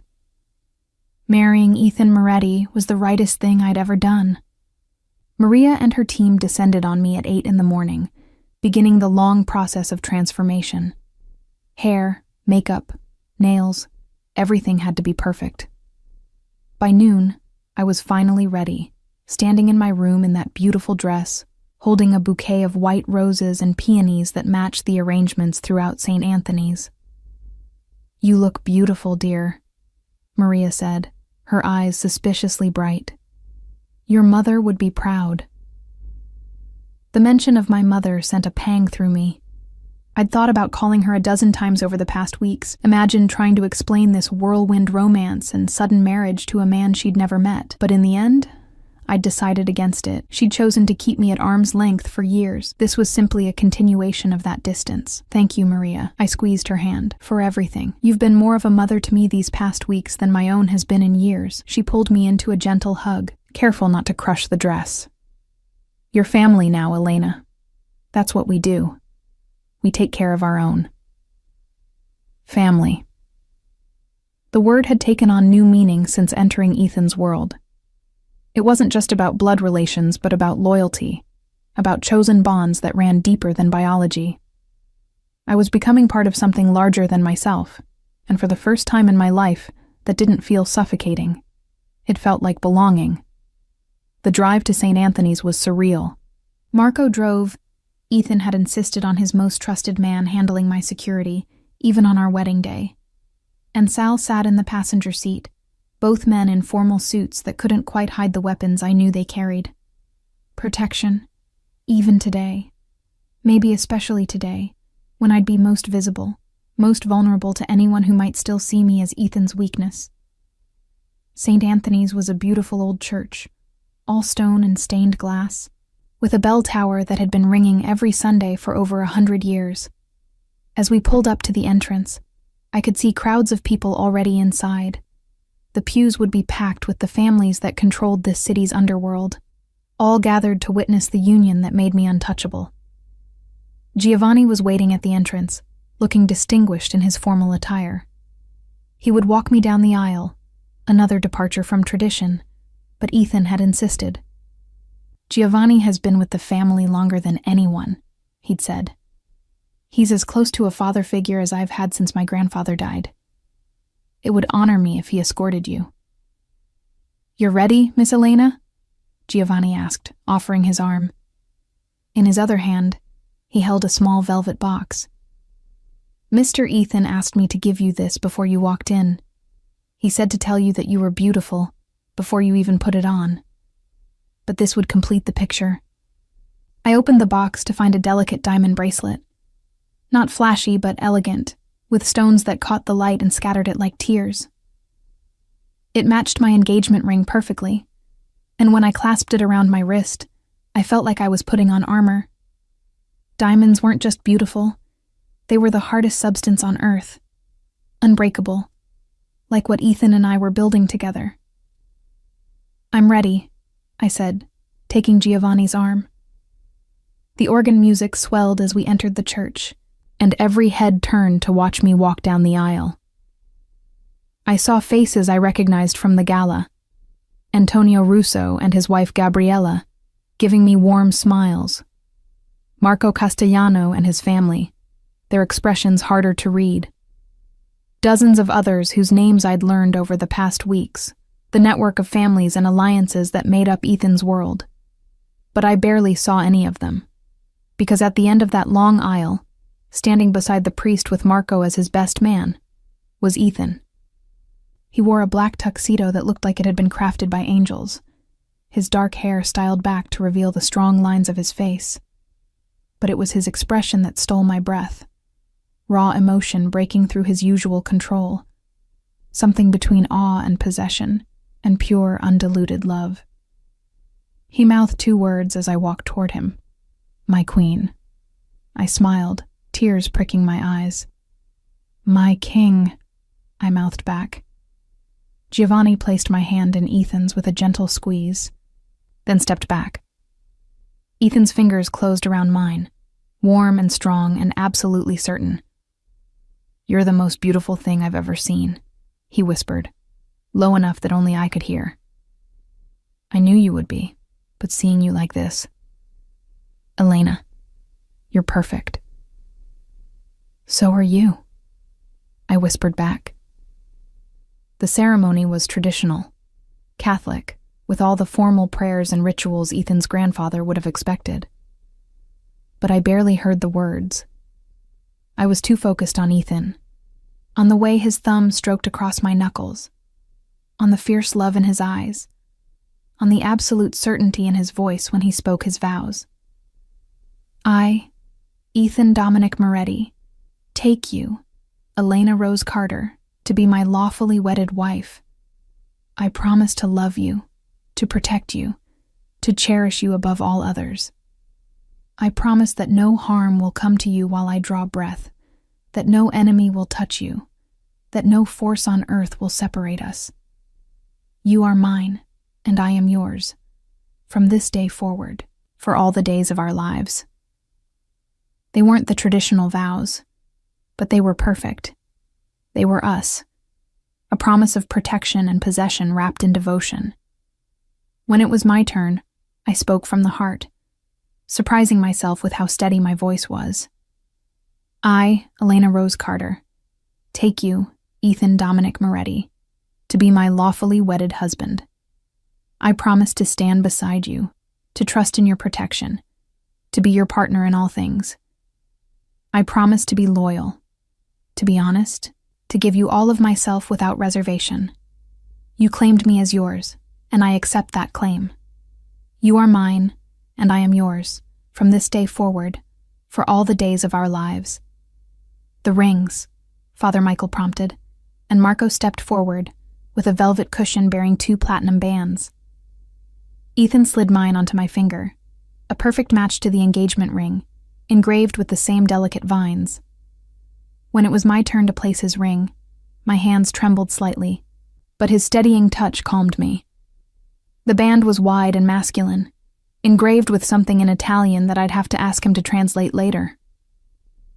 "By the power vested in me by the Church and the state of New York," Father Michael intoned, "I now pronounce you husband and wife. You may kiss your bride." Ethan's hands framed my face with that familiar, gentle possessiveness, and he kissed me like we were the only two people in the room. It was tender and fierce and completely inappropriate for a church, and I didn't care. This was our moment, our claiming, our beginning. When we finally broke apart, the church erupted in applause. Ethan kept my hand firmly in his as we turned to face our guests, our families, our allies, our community. I caught sight of the Castellanos in the third row, Marco's expression unreadable. But it didn't matter. Whatever threat they'd posed, whatever weakness they'd tried to exploit, it was neutralized now. I was Mrs. Ethan Moretti, and that made me untouchable. The reception at the plaza was even more overwhelming than the ceremony. The ballroom had been transformed into something out of a fairy tale. Thousands of white roses and peonies, crystal chandeliers glittering overhead, tables draped in cream and gold, and a dance floor that gleamed under carefully positioned lights. Ethan and I entered to thunderous applause, and I felt his hand tighten on mine. Not nervousness, but possession. Pride. "Look what's mine," that grip said. "Look what I've claimed." The first dance was to a song I didn't recognize. Something slow and Italian, probably chosen for its significance to Ethan's family, rather than any sentimental connection.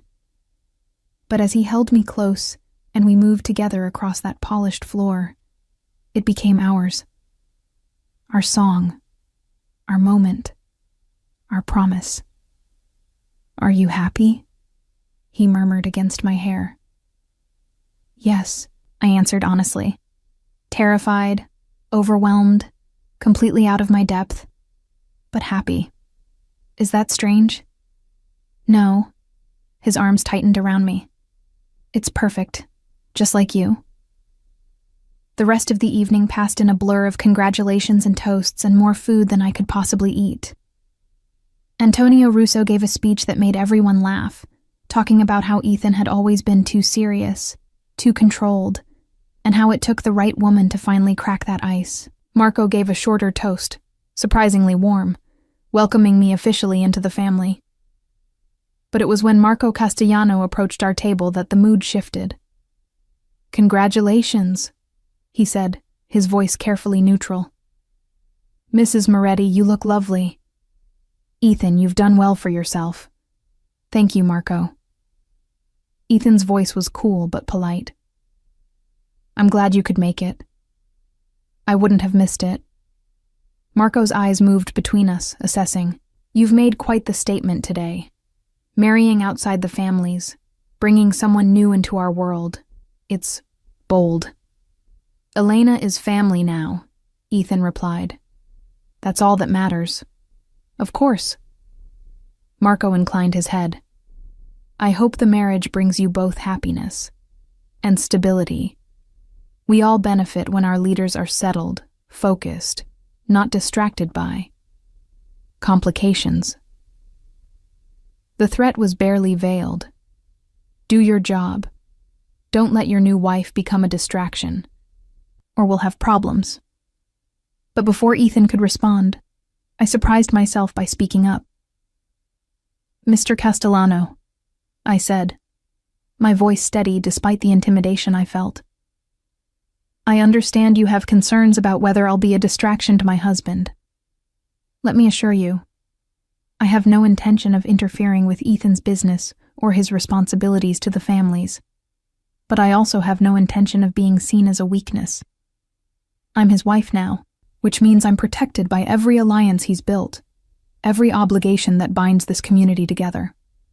Anyone who threatens me threatens him, threatens all of us. I hope that's clear." Silence fell around our table. Marco stared at me, clearly surprised by my boldness. Then, slowly, he smiled, not his usual cold smile, but something that might have been genuine respect. "Very clear, Mrs. Moretti. It seems Ethan has chosen even more wisely than I realized. You'll do well in this world." After he walked away, Ethan leaned close. "That was dangerous," he murmured, "and incredibly sexy, standing up to Marco Castellano at your own wedding. You continue to surprise me, wife. Wife. The word sent a thrill through me. I was someone's wife again. But this time it felt different. Not like Derek's attempts to control me through legal bonds, but like a partnership built on mutual strength and respect. I meant what I said, I told him. I won't be seen as your weakness. I won't give anyone ammunition to use against you. If I'm going to be part of this world, I'm going to be an asset, not a liability. You already are. He pressed a kiss to my temple. You're everything, Elena. Everything I never knew I needed. The celebration continued late into the night. We cut an elaborate 5-tiered cake, danced with various family members and allies, and played our parts perfectly. The devoted couple, the united front, the power that no one would dare to challenge. But finally, blessedly, it was time to leave. Ethan had arranged for us to spend our wedding night at his apartment in the city, the penthouse I'd never been to, his private sanctuary away from the estate and all its staff. Tomorrow we'd fly to Italy for 2 weeks, a honeymoon that was equal parts vacation and strategic business as he introduced me to his family's connections overseas. But tonight, it would be just us. The penthouse was stunning, all floor-to-ceiling windows overlooking the city, modern furniture in shades of charcoal and cream, artwork that probably cost more than most people made in a lifetime. But I barely registered any of it.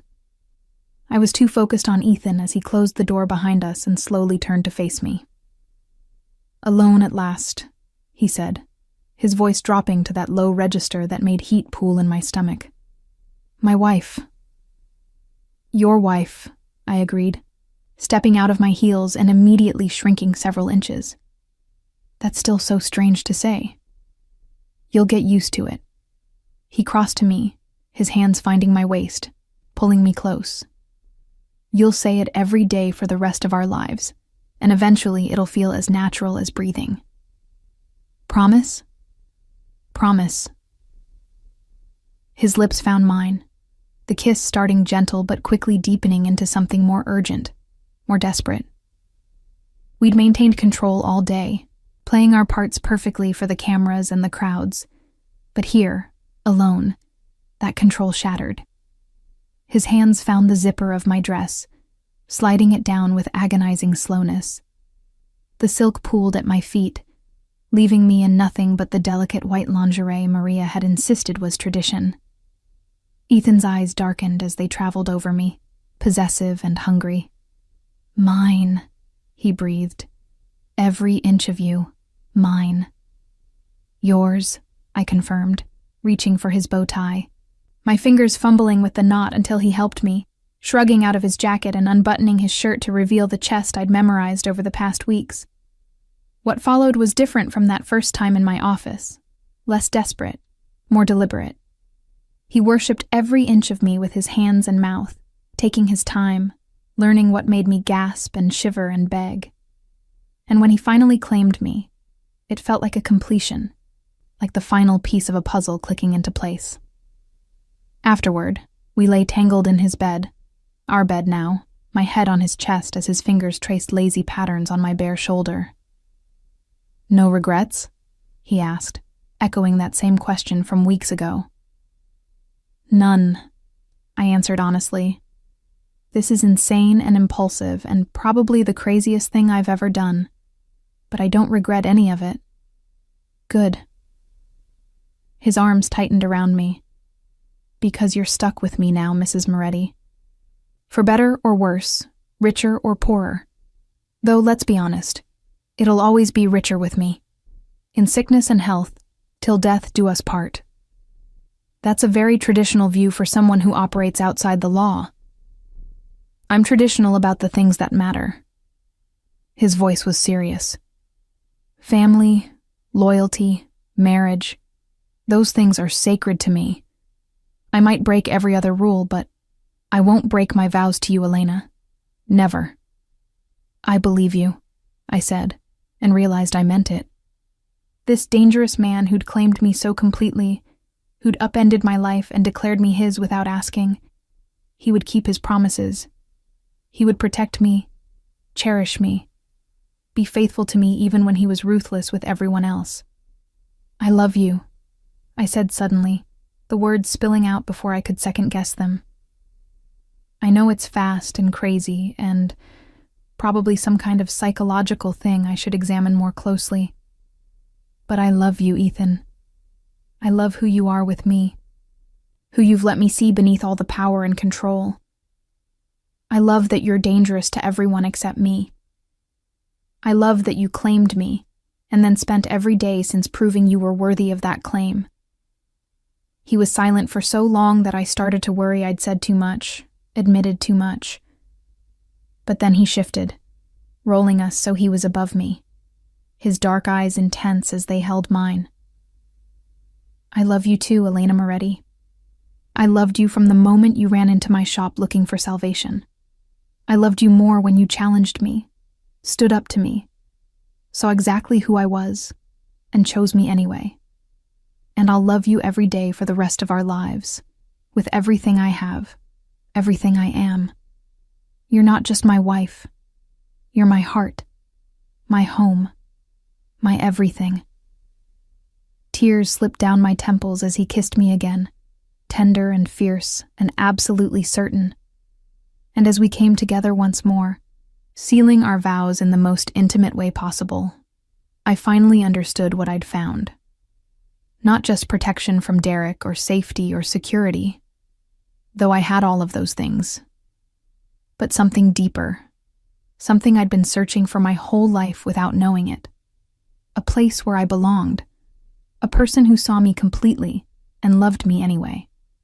A future built not on fear or desperation, but on choice and devotion, and an unshakable certainty that we were meant to be exactly here, exactly together. I'd run into Ethan Moretti's shop to escape danger, but I'd found so much more than safety. I'd found love. I'd found home. I'd found myself. And I'd found a man who would burn the world down before letting anything hurt me. 3 months later, I stood in the kitchen of our estate, watching snow fall gently outside the windows. My hand rested on my still flat stomach, though the pregnancy test in my pocket said I wouldn't be flat much longer. Ethan and I had talked about children.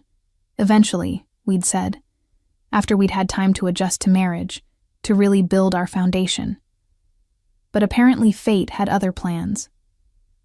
Or maybe this was always meant to be. Another piece clicking into place, another chapter in a story that had started with me running through the rain and ended with me running toward the most dangerous man I'd ever met. I heard his footsteps before I saw him, that familiar cadence that made my heart race even now. His arms came around me from behind, his chin resting on my shoulder. "What are you thinking about?" he murmured. "The future," I said honestly. "Our future." "And what do you see?" I turned in his arms, looking up at this man who'd claimed me so completely. My husband, my protector, my love. "Everything," I said. "I see everything." And I did. A future full of challenges and joy, of danger navigated together and triumphs celebrated side by side. A future where I was never alone, never unprotected, never unloved. A future built on the foundation of that rainy night when I'd run into a shop seeking escape and found salvation instead. "I love you," I said, "more every day." "I love you too," he replied. "Always and forever, my Elena, my wife, my everything." And as he kissed me there in our kitchen, with snow falling outside and our future spreading before us like an unwritten page, I knew I'd made the right choice. The only choice. I'd chosen Ethan Moretti. And he'd chosen me right back, forever.